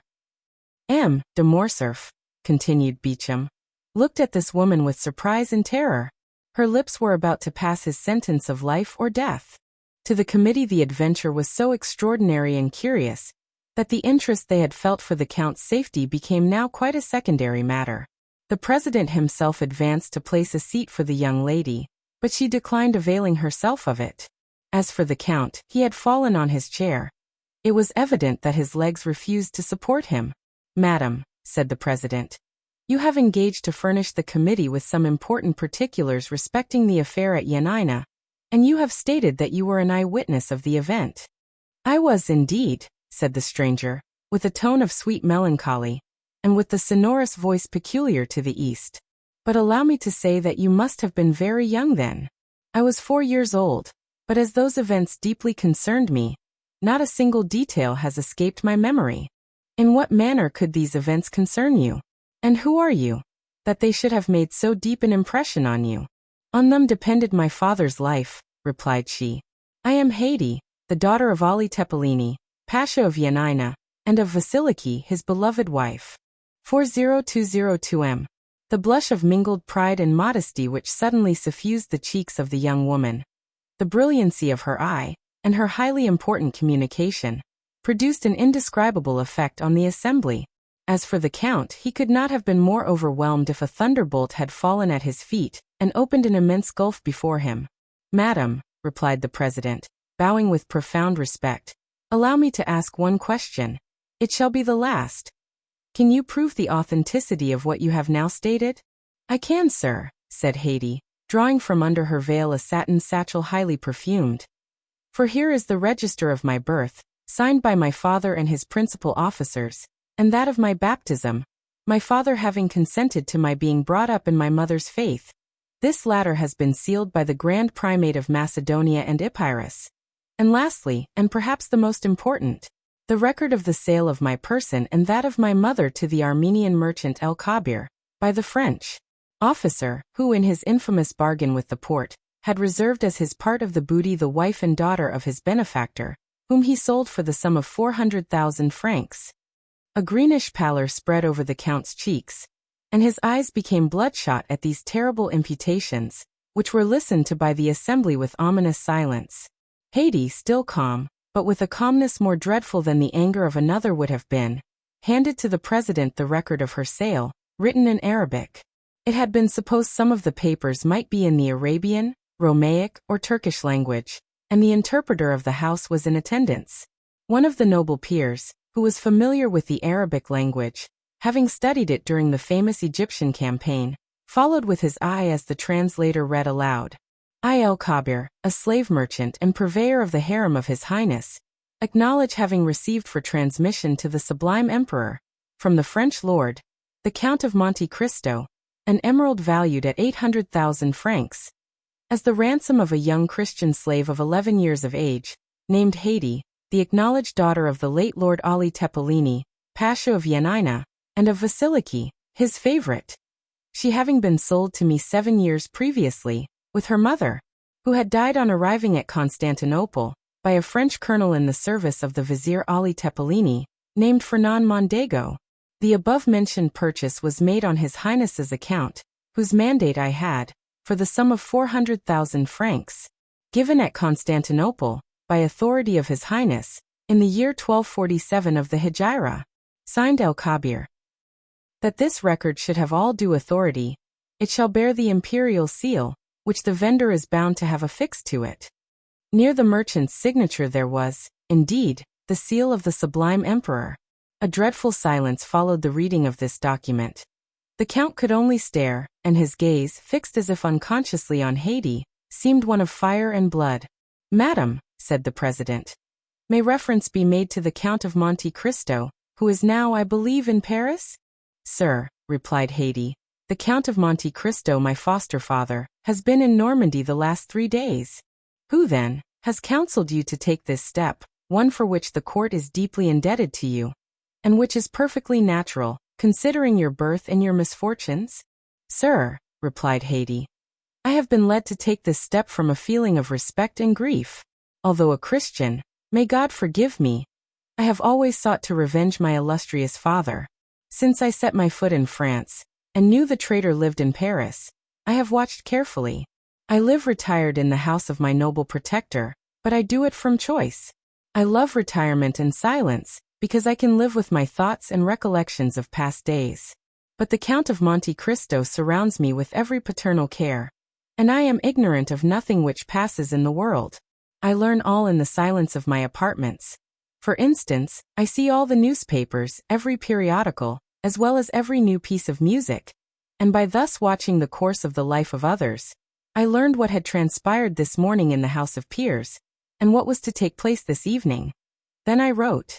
40204M. Then, remarked the President, the Count of Monte Cristo knows nothing of your present proceedings? He is quite unaware of them, and I have but one fear, which is that he should disapprove of what I have done. But it is a glorious day for me, continued the young girl, raising her ardent gaze to heaven, that on which I find at last an opportunity of avenging my father. The Count had not uttered one word the whole of this time. His colleagues looked at him, and doubtless pitied his prospects, blighted under the perfumed breath of a woman. His misery was depicted in sinister lines on his countenance. M. de Morcerf, said the President, do you recognize this lady as the daughter of Ali Tepelini, Pasha of Yanina? No, said Morcerf, attempting to rise. It is a base plot, contrived by my enemies. Haydée, whose eyes had been fixed on the door, as if expecting someone, turned hastily, and seeing the Count standing, shrieked. You do not know me, said she. Well, I fortunately recognize you. You are Fernand Mondego, the French officer who led the troops of my noble father. It is you who surrendered the castle of Yanina. It is you who, sent by him to Constantinople, to treat with the emperor for the life or death of your benefactor, brought back a false mandate granting full pardon. It is you who, with that mandate, obtained the Pasha's ring, which gave you authority over Selim, the firekeeper. It is you who stabbed Selim. It is you who sold us, my mother and me, to the merchant El Kabir. Assassin, assassin, assassin, you have still on your brow your master's blood. Look, gentlemen all. These words had been pronounced with such enthusiasm and evident truth, that every eye was fixed on the Count's forehead, and he himself passed his hand across it, as if he felt Ali's blood still lingering there.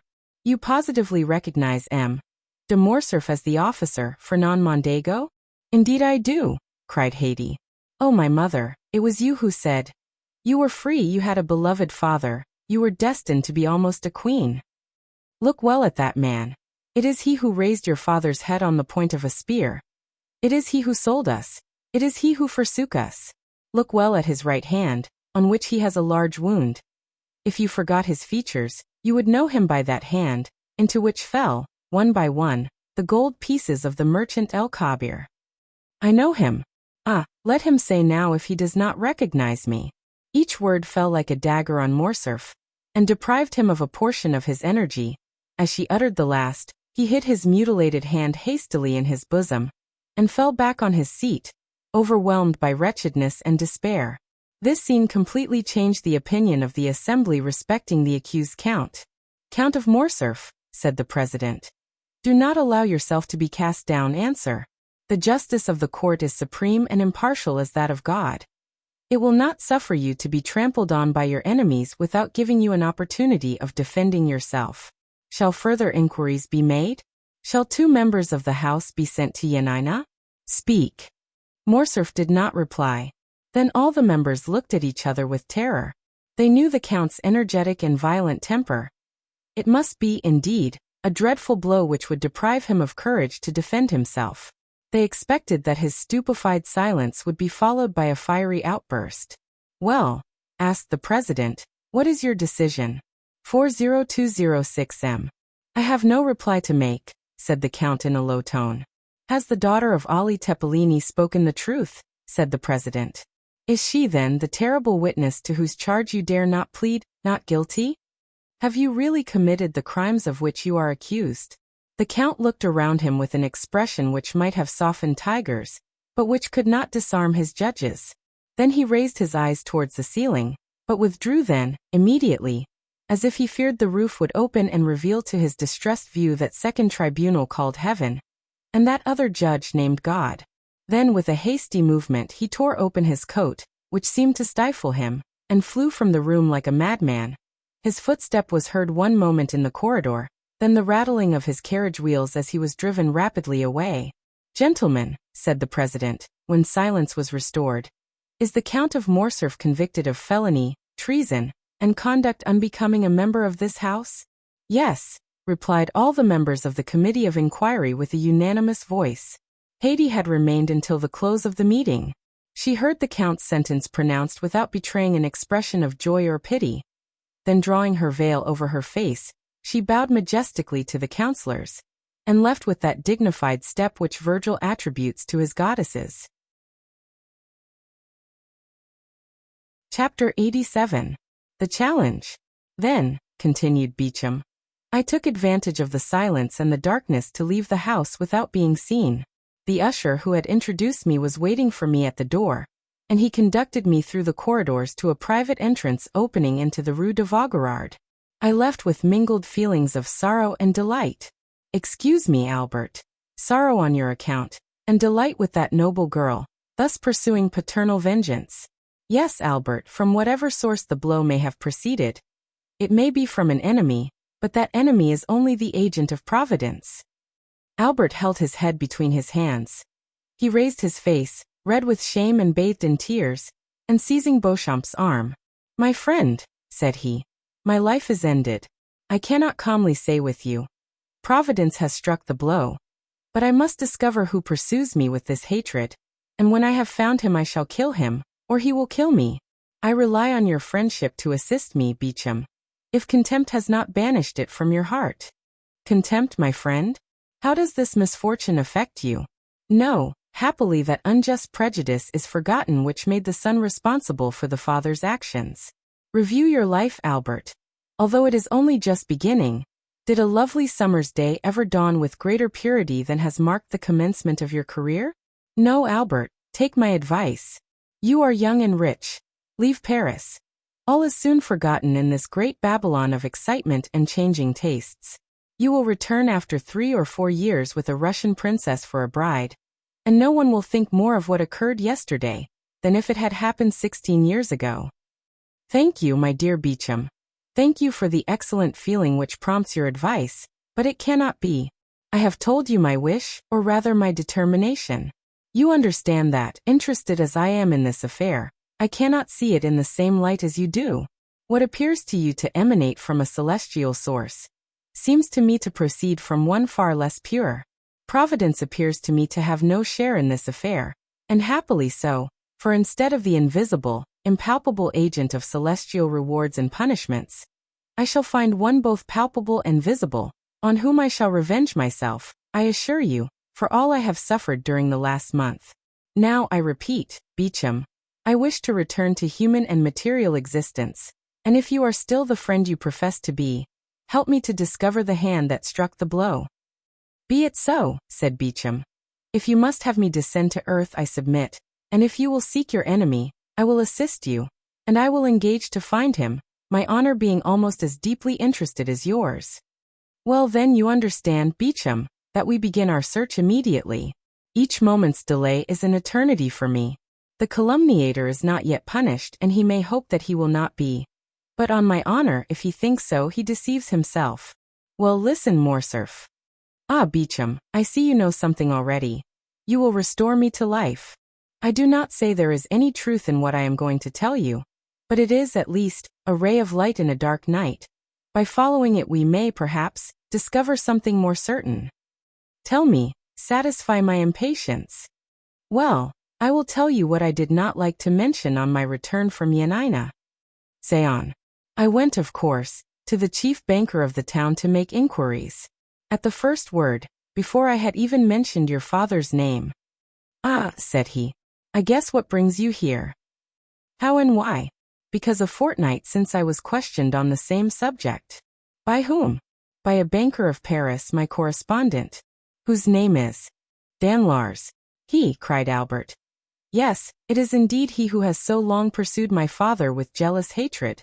He, the man who would be popular, cannot forgive the Count of Morcerf for being created a peer. And this marriage broken off without a reason being assigned. Yes, it is all from the same cause. Make inquiries, Albert, but do not be angry without reason. Make inquiries, and if it be true. Oh yes, if it be true, cried the young man. He shall pay me all I have suffered. Beware, Morcerf, he is already an old man. I will respect his age as he has respected the honor of my family. If my father had offended him, why did he not attack him personally? Oh no, he was afraid to encounter him face to face. I do not condemn you, Albert. I only restrain you. Act prudently. Oh, do not fear. Besides, you will accompany me. Beauchamp, solemn transactions should be sanctioned by a witness. Before this day closes, if M. Danglars is guilty, he shall cease to live, or I shall die. Pardieu, Beauchamp. Mine shall be a splendid funeral. When such resolutions are made, Albert, they should be promptly executed. Do you wish to go to M. Danglars? Let us go immediately. They sent for a cabriolet. On entering the banker's mansion, they perceived the phaeton and servant of M. Andrea Cavalcanti. Ah, parbleu. That's good, said Albert with a gloomy tone. If M. Danglars will not fight with me, I will kill his son-in-law. Cavalcanti will certainly fight. The servant announced the young man, but the banker, recollecting what had transpired the day before, did not wish him admitted. It was, however, too late. Albert had followed the footman, and hearing the order given, forced the door open, and followed by Beauchamp found himself in the banker's study. Sir, cried the latter, am I no longer at liberty to receive whom I choose in my house? You appear to forget yourself sadly. No, sir, said Albert coldly. There are circumstances in which one cannot, except through cowardice. I offer you that refuge. Refuse to admit certain persons at least. What is your errand then with me, sir? I mean, said Albert, drawing near, and without apparently noticing Cavalcanti, who stood with his back towards the fireplace, I mean to propose a meeting in some retired corner where no one will interrupt us for 10 minutes. That will be sufficient. Where two men having met, one of them will remain on the ground. Danglars turned pale. Cavalcanti moved a step forward, and Albert turned towards him. And you too, said he. Come if you like, monsieur. You have a claim, being almost one of the family, and I will give as many rendezvous of that kind as I can find persons willing to accept them. Cavalcanti looked at Danglars with a stupefied air, and the latter, making an effort, arose and stepped between the two young men. Albert's attack on Andrea had placed him on a different footing, and he hoped this visit had another cause than that he had at first supposed. Indeed, sir, said he to Albert, if you are come to quarrel with this gentleman because I have preferred him to you, I shall resign the case to the king's attorney. You mistake, sir, said Morcerf with a gloomy smile. I am not referring in the least to matrimony, and I only address myself to M. Cavalcanti because he appeared disposed to interfere between us. In one respect you are right, for I am ready to quarrel with everyone today, but you have the first claim, M. Danglars. 4021 M. Sir, replied Danglars, pale with anger and fear, I warn you, when I have the misfortune to meet with a mad dog, I kill it. And far from thinking myself guilty of a crime, I believe I do society a kindness. Now, if you are mad and try to bite me, I will kill you without pity. Is it my fault that your father has dishonored himself? Yes, miserable wretch, cried Morcerf. It is your fault. Danglars retreated a few steps. My fault? Said he. You must be mad. What do I know of the Grecian affair? Have I traveled in that country? Did I advise your father to sell the castle of Yanina, to betray? Silence, said Albert, with a thundering voice. No, it is not you who have directly made this exposure and brought this sorrow on us, but you hypocritically provoked it. Yes, you. How came it known? I suppose you read it in the paper in the account from Yanina? Who wrote to Yanina? To Yanina? Yes. Who wrote for particulars concerning my father. I imagine anyone may write to Yanina. But one person only wrote. One only. Yes, and that was you. I doubtless wrote. It appears to me that when about to marry your daughter to a young man, it is right to make some inquiries respecting his family. It is not only a right, but a duty. You wrote, sir, knowing what answer you would receive. I indeed? I assure you, cried Danglars, with a confidence and security proceeding less from fear than from the interest he really felt for the young man. I solemnly declare to you that I should never have thought of writing to Yanina, did I know anything of Ali Pasha's misfortunes. Who then urged you to write? Tell me. Pardieu. It was the most simple thing in the world. I was speaking of your father's past history. I said the origin of his fortune remained obscure. The person to whom I addressed my scruples asked me where your father had acquired his property. I answered, in Greece. Then, said he, write to Yanina. And who thus advised you? No other than your friend Monte Cristo. The Count of Monte Cristo told you to write to Yanina? Yes, and I wrote, and will show you my correspondence if you like. Albert and Beauchamp looked at each other. Sir, said Beauchamp, who had not yet spoken, you appear to accuse the Count, who is absent from Paris at this moment, and cannot justify himself. I accuse no one, sir, said Danglars. I relate, and I will repeat before the Count what I have said to you. Does the Count know what answer you received? Yes, I showed it to him. Did he know my father's Christian name was Fernand, and his family name Mondego? Yes, I had told him that long since, and I did only what any other would have done in my circumstances, and perhaps less. When, the day after the arrival of this answer, your father came by the advice of Monte Cristo to ask my daughter's hand for you, I decidedly refused him, but without any explanation or exposure. In short, why should I have any more to do with the affair? How did the honor or disgrace of M. de Morcerf affect me? It neither increased nor decreased my income. Albert felt the blood mounting to his brow. There was no doubt upon the subject. Danglars defended himself with the baseness, but at the same time with the assurance, of a man who speaks the truth, at least in part, if not wholly, not for conscience' sake, but through fear. Besides, what was Morcerf seeking? It was not whether Danglars or Monte Cristo was more or less guilty. It was a man who would answer for the offense, whether trifling or serious. It was a man who would fight, and it was evident Danglars would not fight. In addition to this, everything forgotten or unperceived before presented itself now to his recollection. Monte Cristo knew everything, as he had bought the daughter of Ali Pasha, and knowing everything he had advised Danglars to write to Yanina. The answer known, he had yielded to Albert's wish to be introduced to Haydée, and allowed the conversation to turn on the death of Ali, and had not opposed Haydée's recital, but having doubtless warned the young girl, in the few Romaic words he spoke to her, not to implicate Morcerf's father. Besides, had he not begged of Morcerf not to mention his father's name before Haydée? Lastly, he had taken Albert to Normandy when he knew the final blow was near. There could be no doubt that all had been calculated and previously arranged. Monte Cristo then was in league with his father's enemies. Albert took Beauchamp aside, and communicated these ideas to him. You are right, said the latter. M. Danglars has only been a secondary agent in this sad affair, and it is of M. de Monte Cristo that you must demand an explanation. Albert turned. Sir, said he to Danglars, understand that I do not take a final leave of you. I must ascertain if your insinuations are just, and am going now to inquire of the Count of Monte Cristo. He bowed to the banker, and went out with Beauchamp, without appearing to notice Cavalcanti. Danglars accompanied him to the door, where he again assured Albert that no motive of personal hatred had influenced him against the Count of Morcerf. Chapter 88. The Insult. At the banker's door Beauchamp stopped Morcerf. Listen, said he. Just now I told you it was of M. de Monte Cristo you must demand an explanation. Yes, and we are going to his house. Reflect, Morcerf, one moment before you go. On what shall I reflect? On the importance of the step you are taking. Is it more serious than going to M. Danglars? Yes, M. Danglars is a money lover, and those who love money, think too much of what they risk to be easily induced to fight a duel.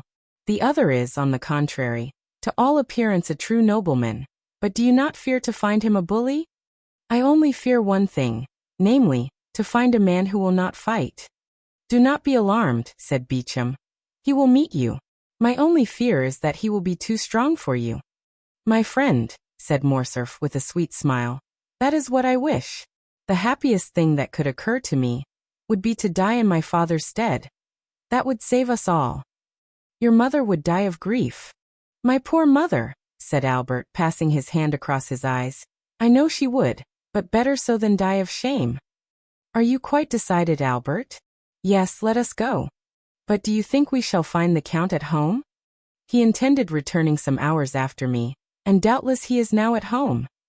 They ordered the driver to take them to number 30 Champs-Élysées. Beauchamp wished to go in alone, but Albert observed that as this was an unusual circumstance he might be allowed to deviate from the usual etiquette of duels. The cause which the young man espoused was one so sacred that Beauchamp had only to comply with all his wishes. He yielded and contented himself with following Morcerf. Albert sprang from the porter's lodge to the steps. He was received by Baptistin. The Count had, indeed, just arrived, but he was in his bath, and had forbidden that anyone should be admitted. But after his bath, asked Morcerf, my master will go to dinner. And after dinner? He will sleep an hour. Then, he is going to the opera. Are you sure of it? Asked Albert. Quite, sir. My master has ordered his horses at 8 o'clock precisely. Very good, replied Albert. That is all I wished to know. Then turning towards Beauchamp, if you have anything to attend to, Beauchamp, do it directly. If you have any appointment for this evening, defer it till tomorrow. I depend on you to accompany me to the opera, and if you can, bring Chateau Renaud with you. Beauchamp availed himself of Albert's permission, and left him, promising to call for him at 8:15.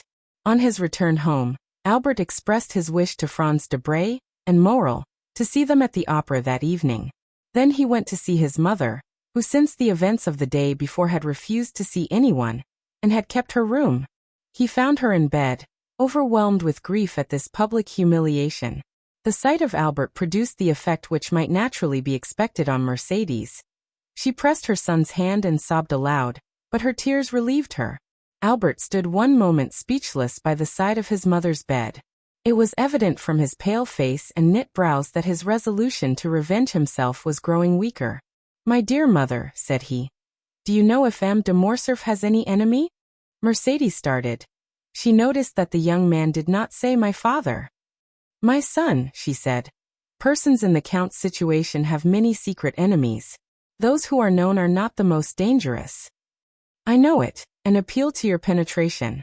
You are of so superior a mind nothing escapes you. Why do you say so? Because, for instance, you noticed on the evening of the ball we gave, that M. de Monte Cristo would eat nothing in our house. Mercédès raised herself on her feverish arm.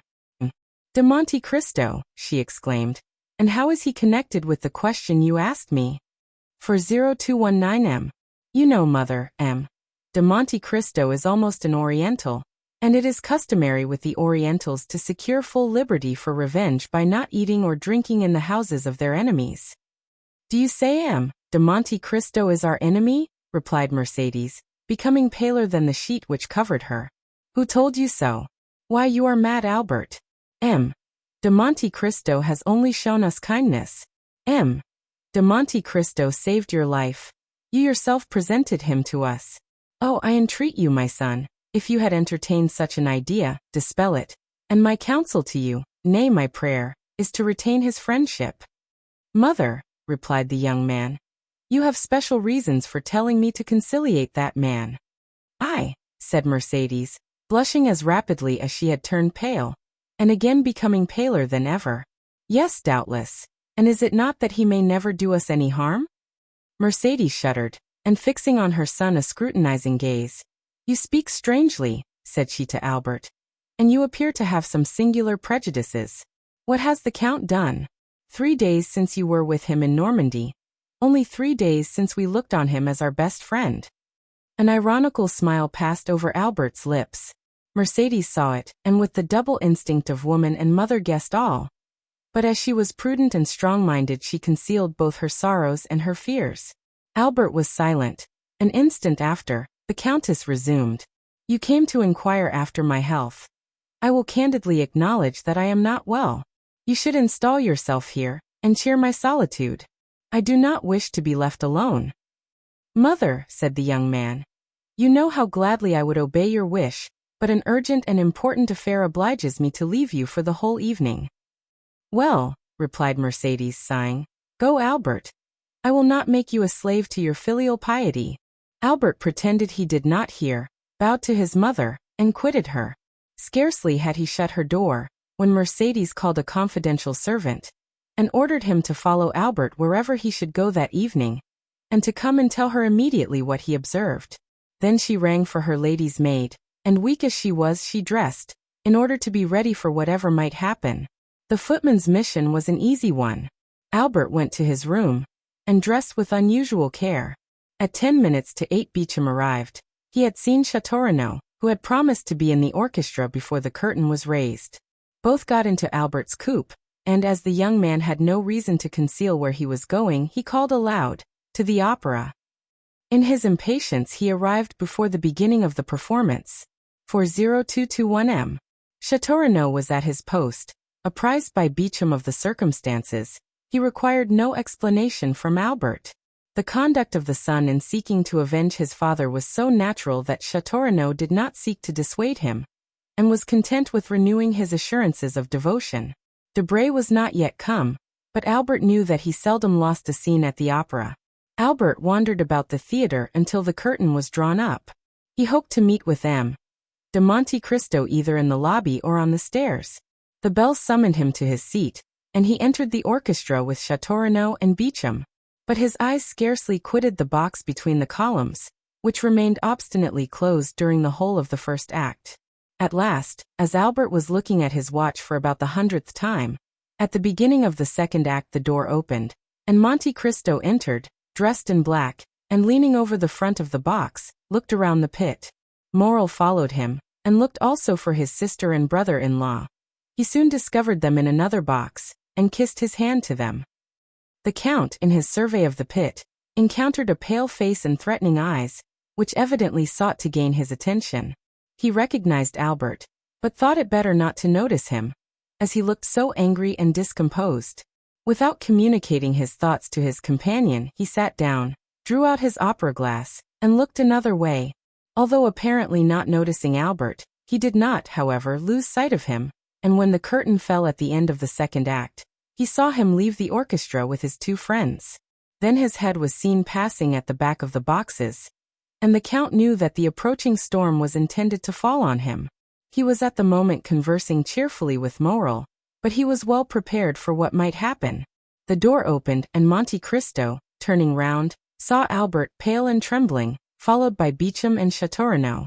"Well," cried he, with that benevolent politeness which distinguished his salutation from the common civilities of the world, "my cavalier has attained his object.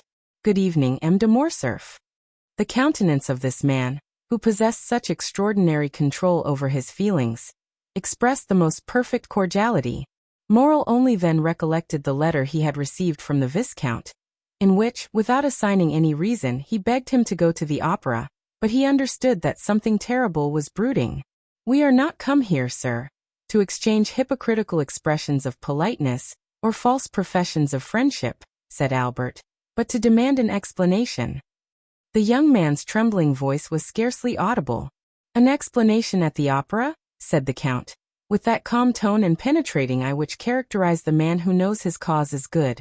"Little acquainted as I am with the habits of Parisians, I should not have thought this the place for such a demand." "Still, if people will shut themselves up," said Albert, "and cannot be seen because they are bathing, dining, or asleep, we must avail ourselves of the opportunity whenever they are to be seen. I am not difficult of access, sir, for yesterday, if my memory does not deceive me, you were at my house." "Yesterday I was at your house, sir," said the young man, "because then I knew not who you were." In pronouncing these words Albert had raised his voice, so as to be heard by those in the adjoining boxes and in the lobby. Thus the attention of many was attracted by this altercation. "Where are you come from, sir?" said Monte Cristo. "You do not appear to be in the possession of your senses." "Provided I understand your perfidy, sir, and succeed in making you understand that I will be revenged, I shall be reasonable enough, said Albert furiously. I do not understand you, sir, replied Monte Cristo. And if I did, your tone is too high. I am at home here, and I alone have a right to raise my voice above another's. Leave the box, sir. Monte Cristo pointed towards the door with the most commanding dignity. Ah, I shall know how to make you leave your home, replied Albert, clasping in his convulsed grasp the glove, which Monte Cristo did not lose sight of. Well, well, said Monte Cristo quietly.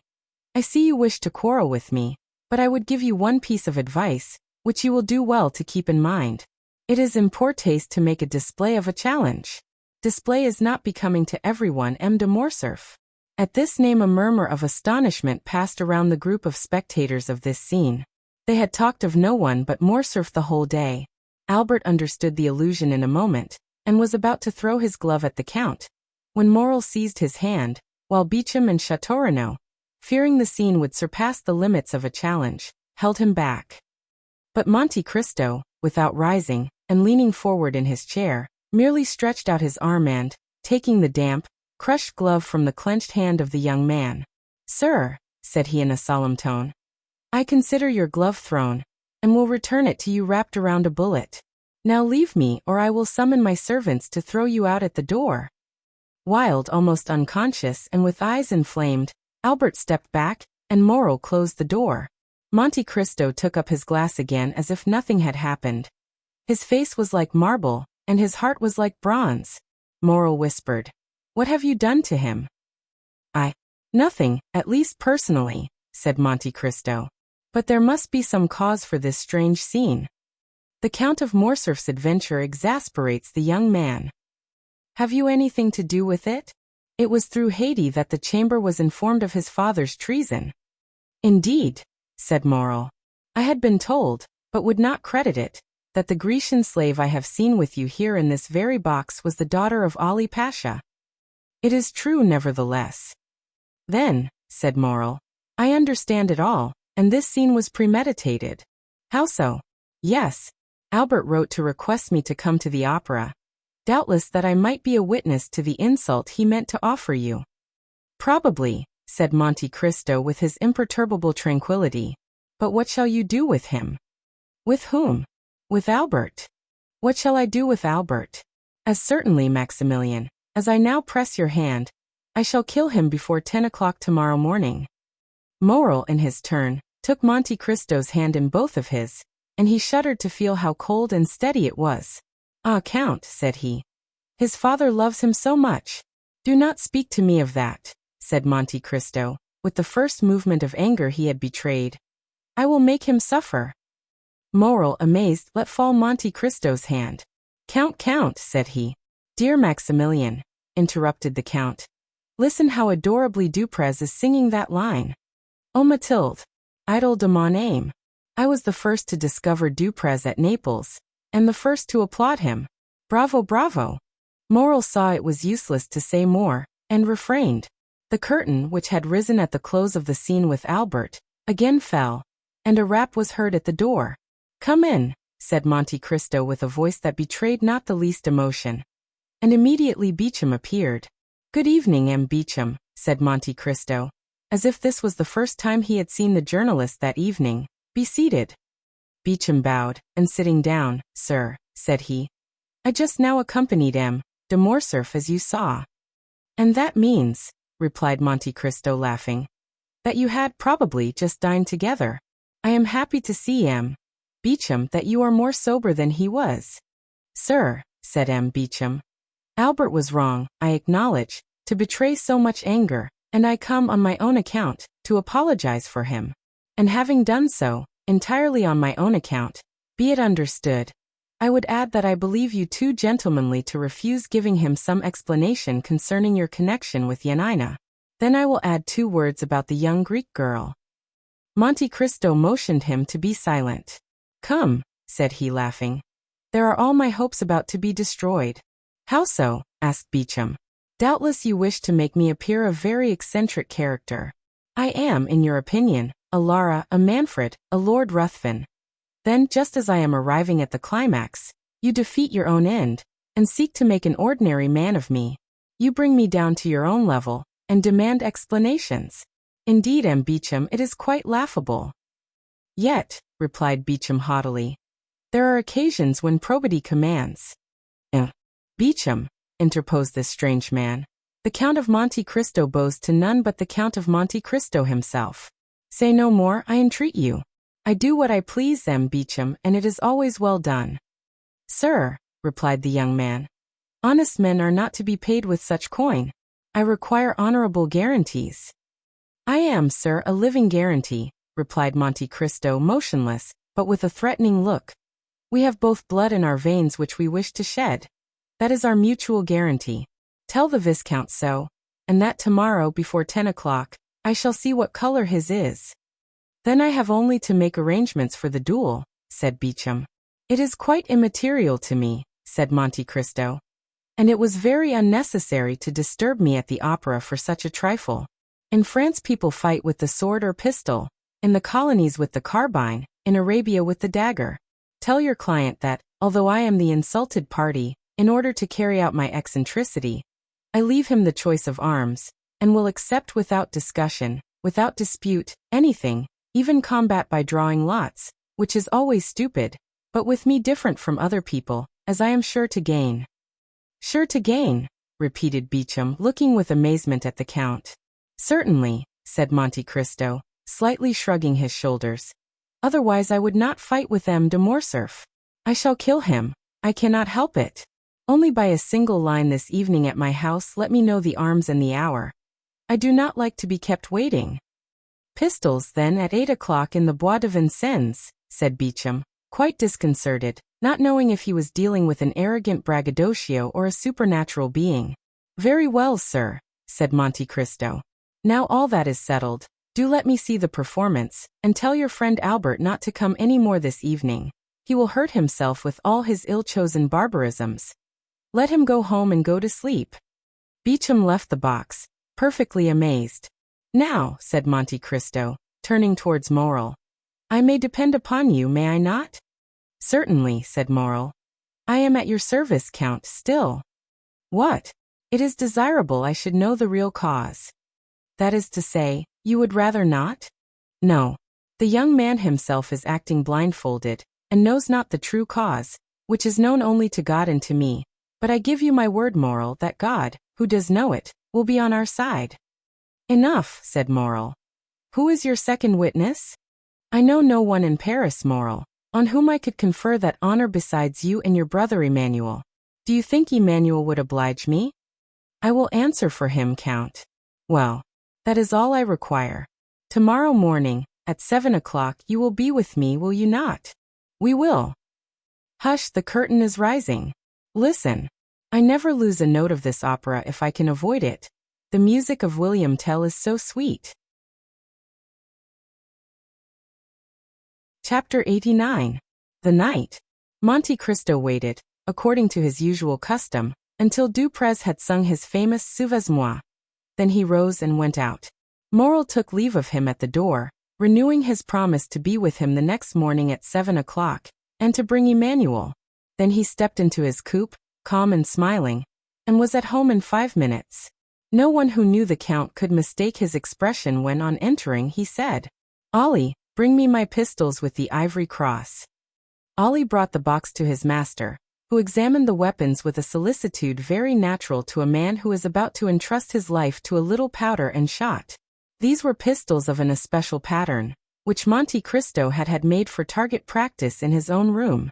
A cap was sufficient to drive out the bullet, and from the adjoining room no one would have suspected that the Count was, as sportsmen would say, keeping his hand in.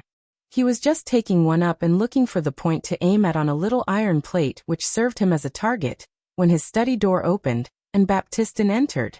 Before he had spoken a word, the Count saw in the next room a veiled woman, who had followed closely after Baptistin, and now, seeing the Count with a pistol in his hand and swords on the table, rushed in. Baptistin looked at his master, who made a sign to him, and he went out, closing the door after him. Who are you, madam?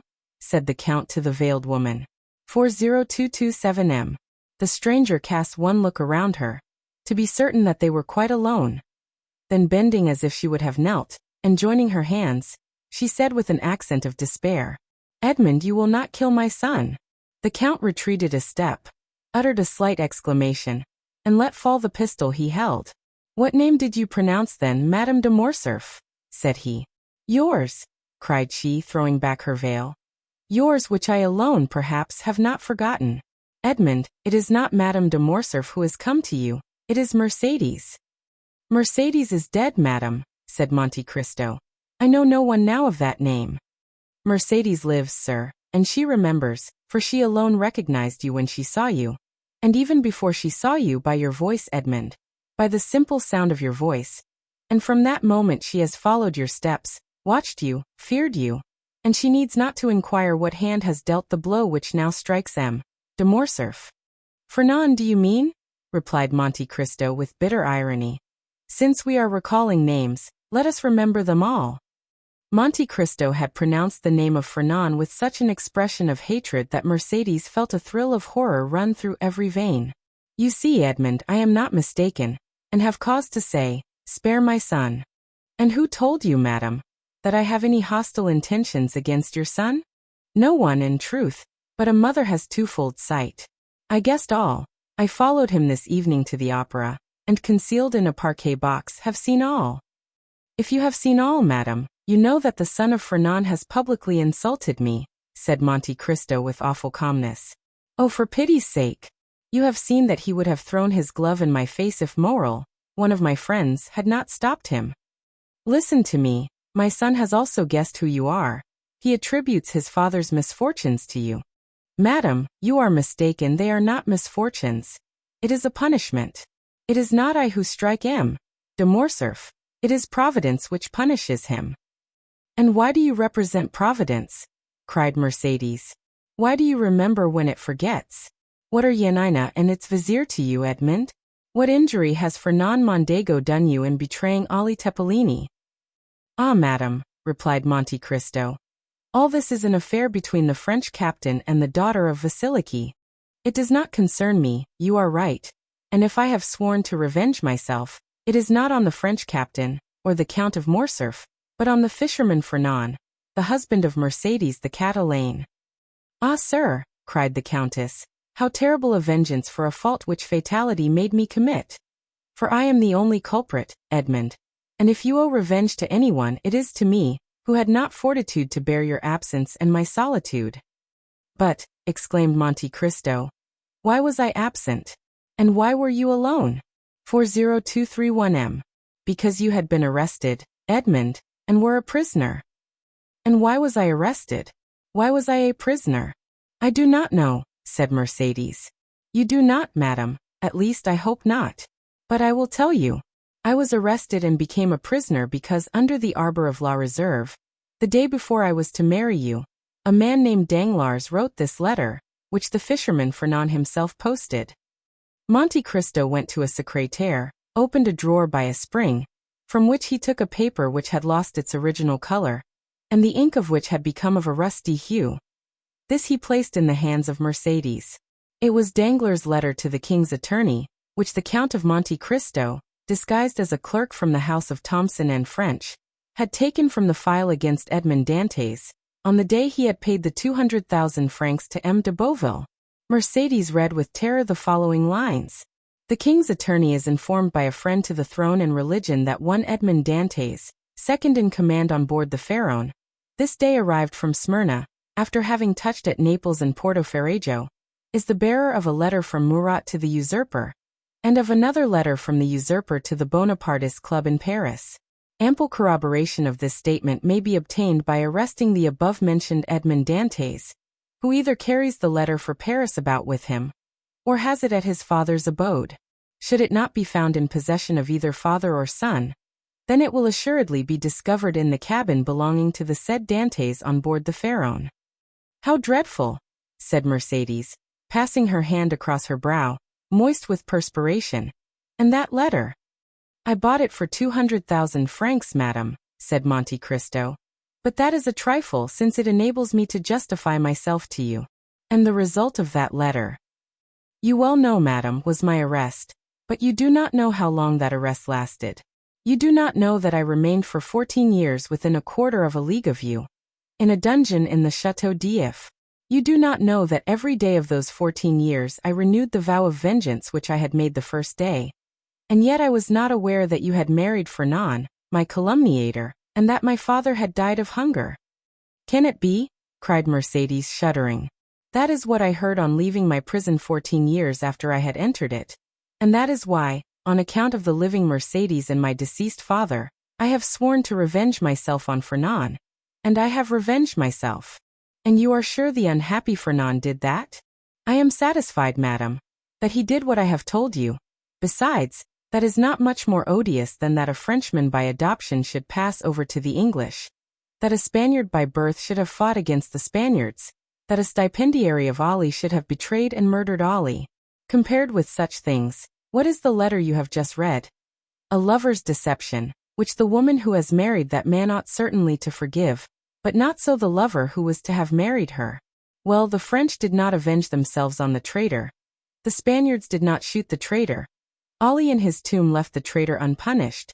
But I, betrayed, sacrificed, buried, have risen from my tomb, by the grace of God, to punish that man. He sends me for that purpose, and here I am. The poor woman's head and arms fell. Her legs bent under her, and she fell on her knees. Forgive, Edmond, forgive for my sake, who love you still. The dignity of the wife checked the fervor of the lover and the mother. Her forehead almost touched the carpet, when the Count sprang forward and raised her. Then seated on a chair, she looked at the manly countenance of Monte Cristo, on which grief and hatred still impressed a threatening expression. Not crush that accursed race? Murmured he. Abandon my purpose at the moment of its accomplishment? Impossible, madam, impossible. Edmond, said the poor mother, who tried every means. When I call you Edmond, why do you not call me Mercedes? Mercedes, repeated Monte Cristo. Mercedes. Well, yes, you are right. That name has still its charms, and this is the first time for a long period that I have pronounced it so distinctly. Oh, Mercedes, I have uttered your name with the sigh of melancholy, with the groan of sorrow, with the last effort of despair. I have uttered it when frozen with cold, crouched on the straw in my dungeon. I have uttered it, consumed with heat, rolling on the stone floor of my prison. Mercedes, I must revenge myself, for I suffered 14 years. 14 years I wept, I cursed. Now I tell you, Mercedes, I must revenge myself. The Count, fearing to yield to the entreaties of her he had so ardently loved, called his sufferings to the assistance of his hatred. Revenge yourself then, Edmond, cried the poor mother. But let your vengeance fall on the culprits. On him, on me, but not on my son. It is written in the good book, said Monte Cristo, that the sins of the fathers shall fall upon their children to the third and fourth generation. Since God himself dictated those words to his prophet, why should I seek to make myself better than God?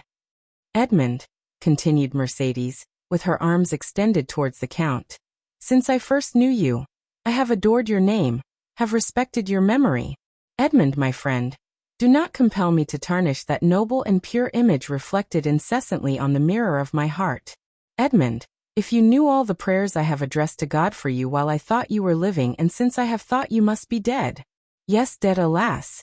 I imagined your dead body buried at the foot of some gloomy tower, or cast to the bottom of a pit by hateful jailers, and I wept. What could I do for you, Edmond, besides pray and weep? Listen, for 10 years I dreamed each night the same dream.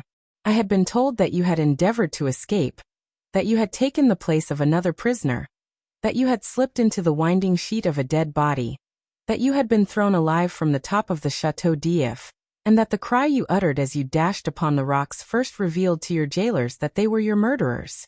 Well, Edmond, I swear to you, by the head of that son for whom I entreat your pity. Edmond, for 10 years I saw every night every detail of that frightful tragedy, and for 10 years I heard every night the cry which awoke me, shuddering and cold. And I too, Edmond, oh, believe me, guilty as I was, oh yes, I too have suffered much. Have you known what it is to have your father starve to death in your absence? Cried Monte Cristo, thrusting his hands into his hair. Have you seen the woman you loved giving her hand to your rival, while you were perishing at the bottom of a dungeon? No, interrupted Mercedes, but I have seen him whom I loved on the point of murdering my son. Mercedes uttered these words with such deep anguish, with an accent of such intense despair, that Monte Cristo could not restrain a sob. The lion was daunted, the avenger was conquered. "What do you ask of me?" said he. "Your son's life. Well, he shall live." Mercedes uttered a cry which made the tears start from Monte Cristo's eyes. But these tears disappeared almost instantaneously, for doubtless, God had sent some angel to collect them. Far more precious were they in his eyes than the richest pearls of Guzarat and Ophir. "Oh," said she, seizing the Count's hand and raising it to her lips. "Oh, thank you, Edmond. Now you are exactly what I dreamt you were. The man I always loved. Oh, now I may say so. So much the better," replied Monte Cristo, "as that poor Edmond will not have long to be loved by you. Death is about to return to the tomb, the phantom to retire in darkness." "What do you say, Edmond?" "I say, since you command me, Mercedes, I must die." "Die? And why so? Who talks of dying? Whence have you these ideas of death?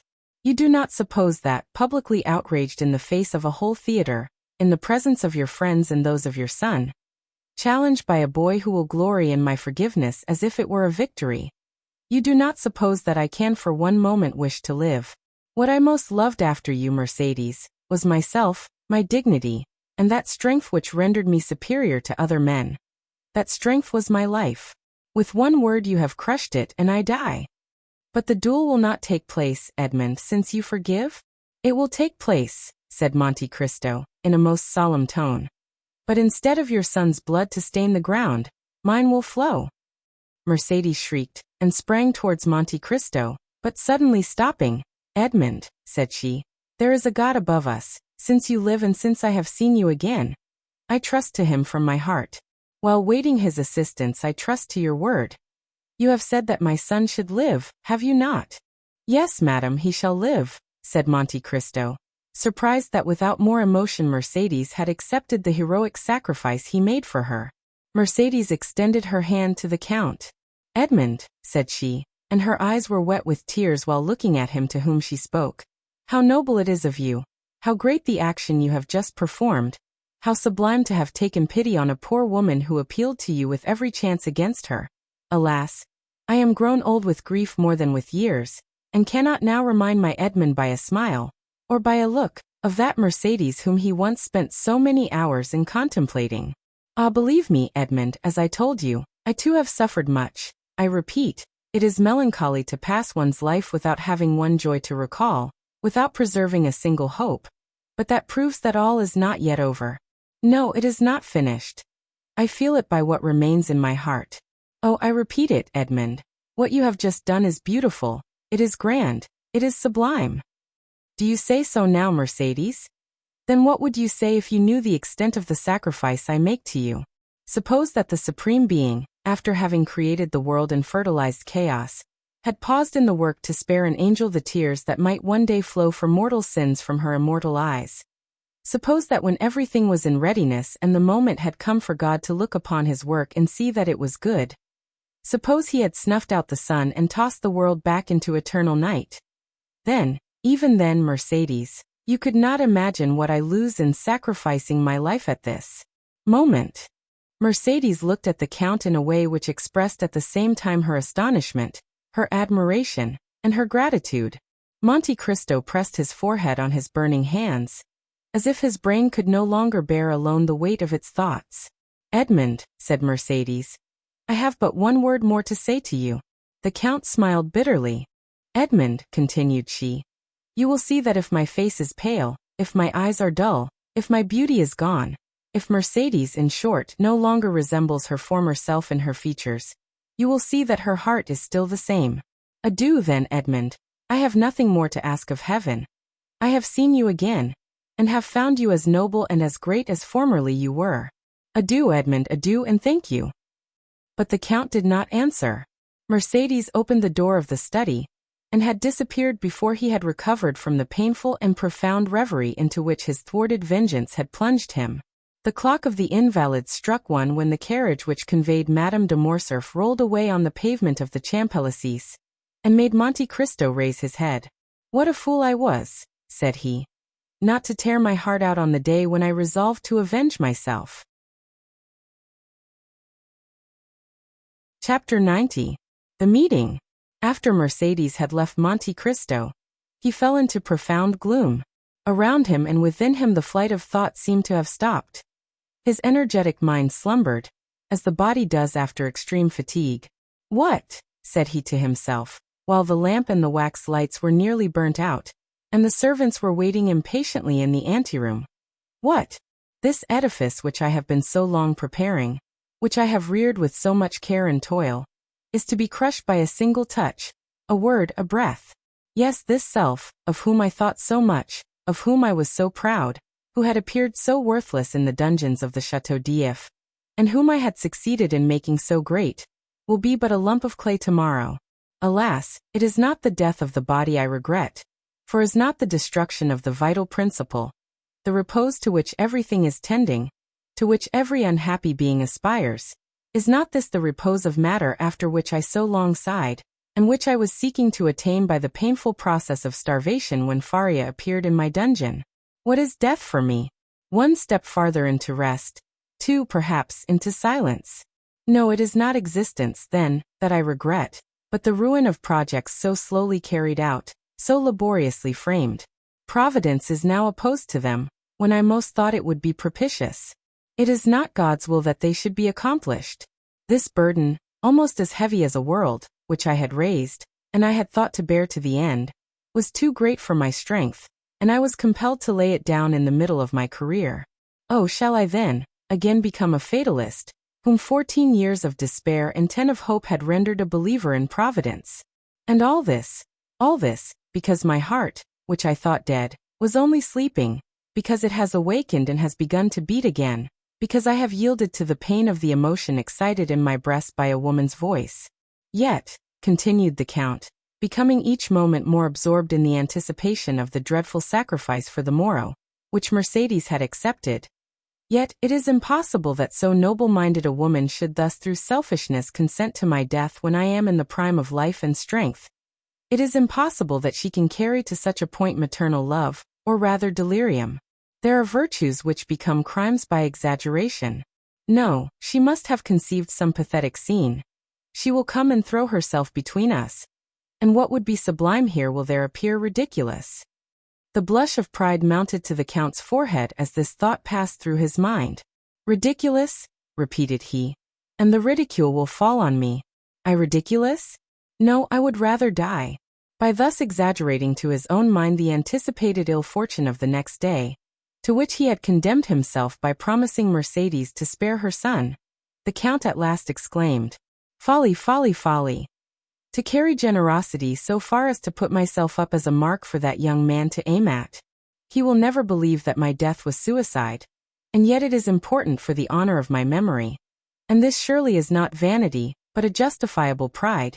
It is important the world should know that I have consented, by my free will, to stop my arm already raised to strike, and that with the arm which has been so powerful against others I have struck myself. It must be, it shall be." Seizing a pen, he drew a paper from a secret drawer in his desk, and wrote at the bottom of the document, which was no other than his will, made since his arrival in Paris, a sort of codicil, clearly explaining the nature of his death. "I do this, oh my God," said he with his eyes raised to heaven, "as much for thy honor as for mine. I have during 10 years considered myself the agent of thy vengeance, and other wretches, like Morcerf, Danglars, Villefort, even Morcerf himself, must not imagine that chance has freed them from their enemy. Let them know, on the contrary, that their punishment, which had been decreed by Providence, is only delayed by my present determination, and although they escape it in this world, it awaits them in another, and that they are only exchanging time for eternity."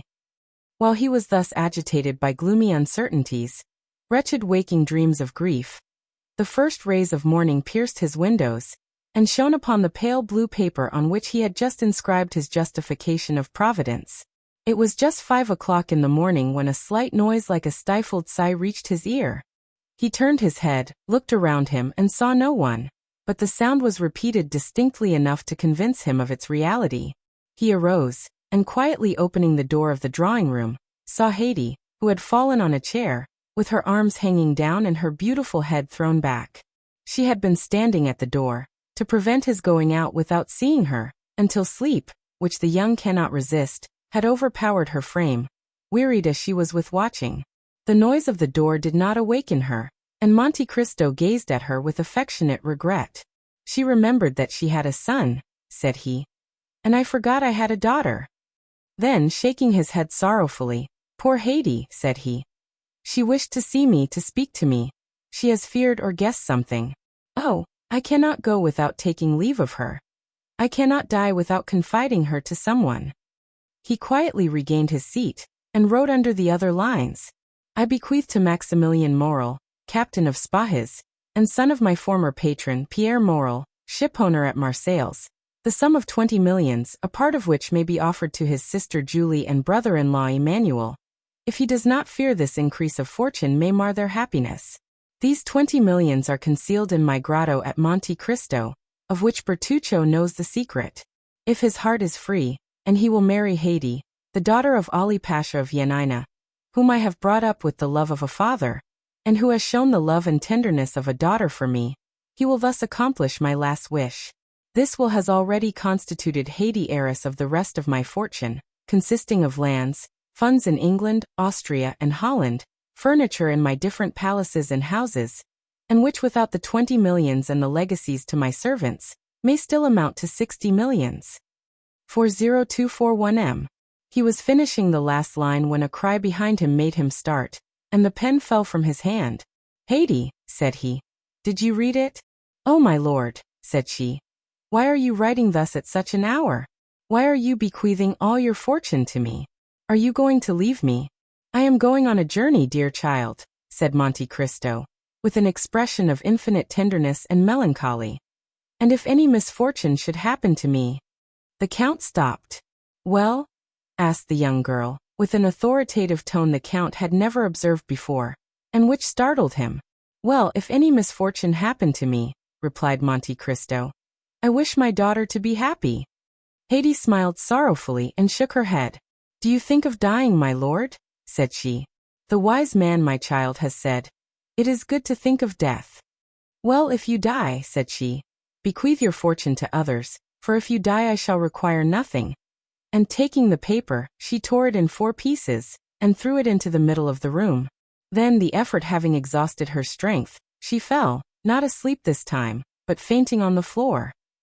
The Count leaned over her and raised her in his arms, and seeing that sweet pale face, those lovely eyes closed, that beautiful form motionless and to all appearance lifeless, the idea occurred to him for the first time, that perhaps she loved him otherwise than as a daughter loves a father. Alas, murmured he with intense suffering, I might then have been happy yet.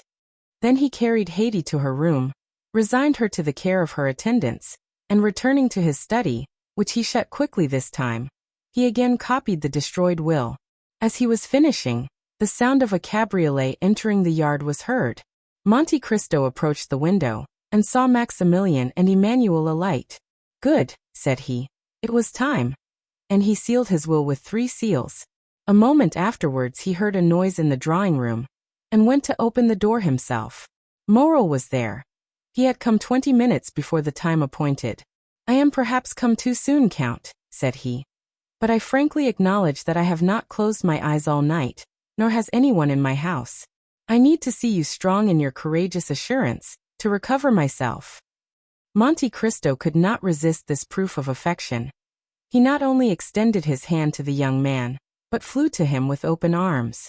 Morel, said he, it is a happy day for me, to feel that I am beloved by such a man as you. Good morning, Emmanuel. You will come with me then, Maximilien? Did you doubt it? Said the young captain. But if I were wrong. I watched you during the whole scene of that challenge yesterday. I have been thinking of your firmness all night, and I said to myself that justice must be on your side, or man's countenance is no longer to be relied on. But Morel, Albert is your friend? Simply an acquaintance, sir. You met on the same day you first saw me? Yes, that is true, but I should not have recollected it if you had not reminded me. Thank you, Morel. Then ringing the bell once, look, said he to Ali, who came immediately. Take that to my solicitor. It is my will, Morel. When I am dead, you will go and examine it. What? Said Morel. You dead? Yes. Must I not be prepared for everything, dear friend? But what did you do yesterday after you left me? I went to Tortoni's, where, as I expected, I found Beauchamp and Chateaurenaud. I own I was seeking them.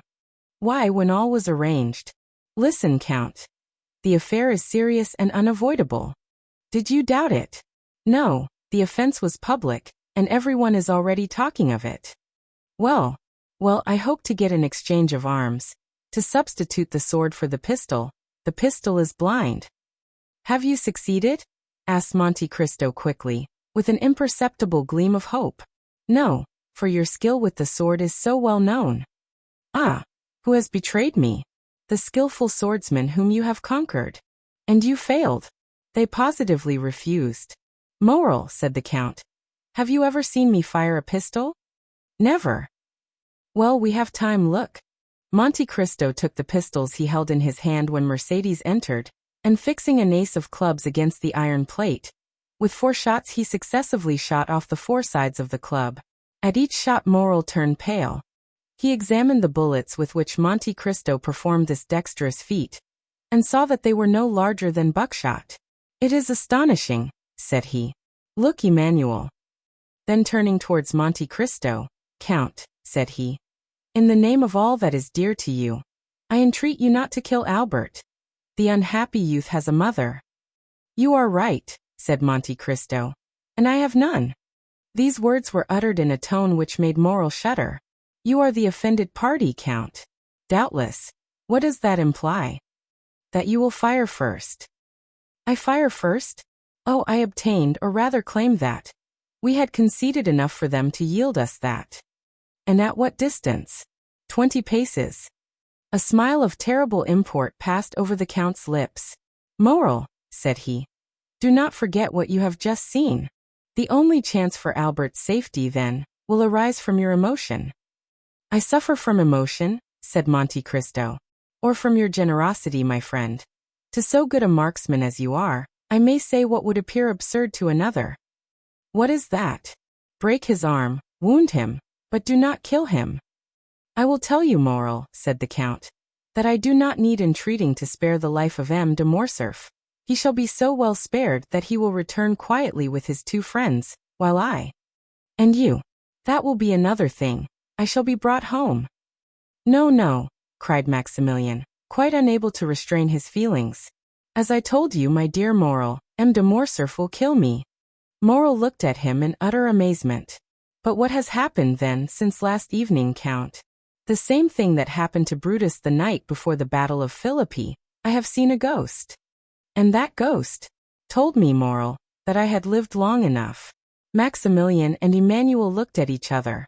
Monte Cristo drew out his watch. Let us go, said he. It is 5 minutes past 7, and the appointment was for 8 o'clock. A carriage was in readiness at the door. Monte Cristo stepped into it with his 2 friends. He had stopped a moment in the passage to listen at a door, and Maximilian and Emmanuel, who had considerately passed forward a few steps, thought they heard him answer by a sigh to a sob from within. As the clock struck 8 they drove up to the place of meeting. We are first, said Morel, looking out of the window. Excuse me, sir, said Baptistin, who had followed his master with indescribable terror, but I think I see a carriage down there under the trees. Monte Cristo sprang lightly from the carriage, and offered his hand to assist Emmanuel and Maximilian. The latter retained the Count's hand between his. I like, said he, to feel a hand like this, when its owner relies on the goodness of his cause. It seems to me, said Emmanuel, that I see 2 young men down there, who are evidently waiting. Monte Cristo drew Morel a step or 2 behind his brother-in-law. Maximilian, said he, are your affections disengaged? Morel looked at Monte Cristo with astonishment. I do not seek your confidence, my dear friend. I only ask you a simple question. Answer it. That is all I require. I love a young girl, Count. Do you love her much? More than my life. Another hope defeated, said the Count. Then with a sigh, poor Haydée, murmured he. To tell the truth, Count, if I knew less of you, I should think that you were less brave than you are. Because I sigh when thinking of someone I am leaving? Come, Morel, it is not like a soldier to be so bad a judge of courage. Do I regret life? What is it to me, who have passed 20 years between life and death? Moreover, do not alarm yourself, Moral. This weakness, if it is such, is betrayed to you alone. I know the world is a drawing room, from which we must retire politely and honestly, that is, with a bow, and our debts of honor paid. That is to the purpose. Have you brought your arms? What for?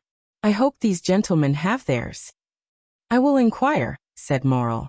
Do, but make no treaty, you understand me? You need not fear. Moral advanced towards Beauchamp and Châteaurenaud, who, seeing his intention, came to meet him. The three young men bowed to each other courteously, if not affably.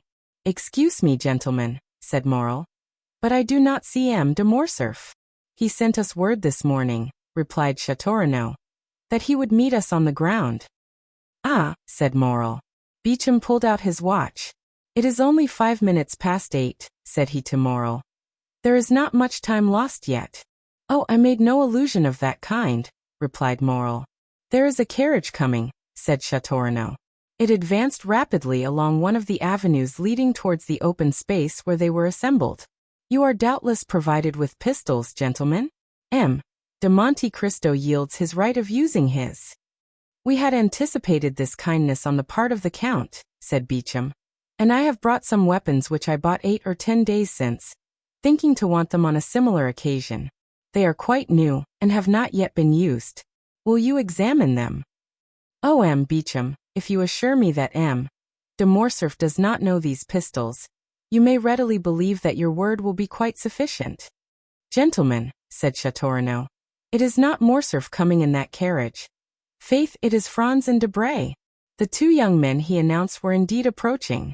What chance brings you here, gentlemen? Said Châteaurenaud, shaking hands with each of them.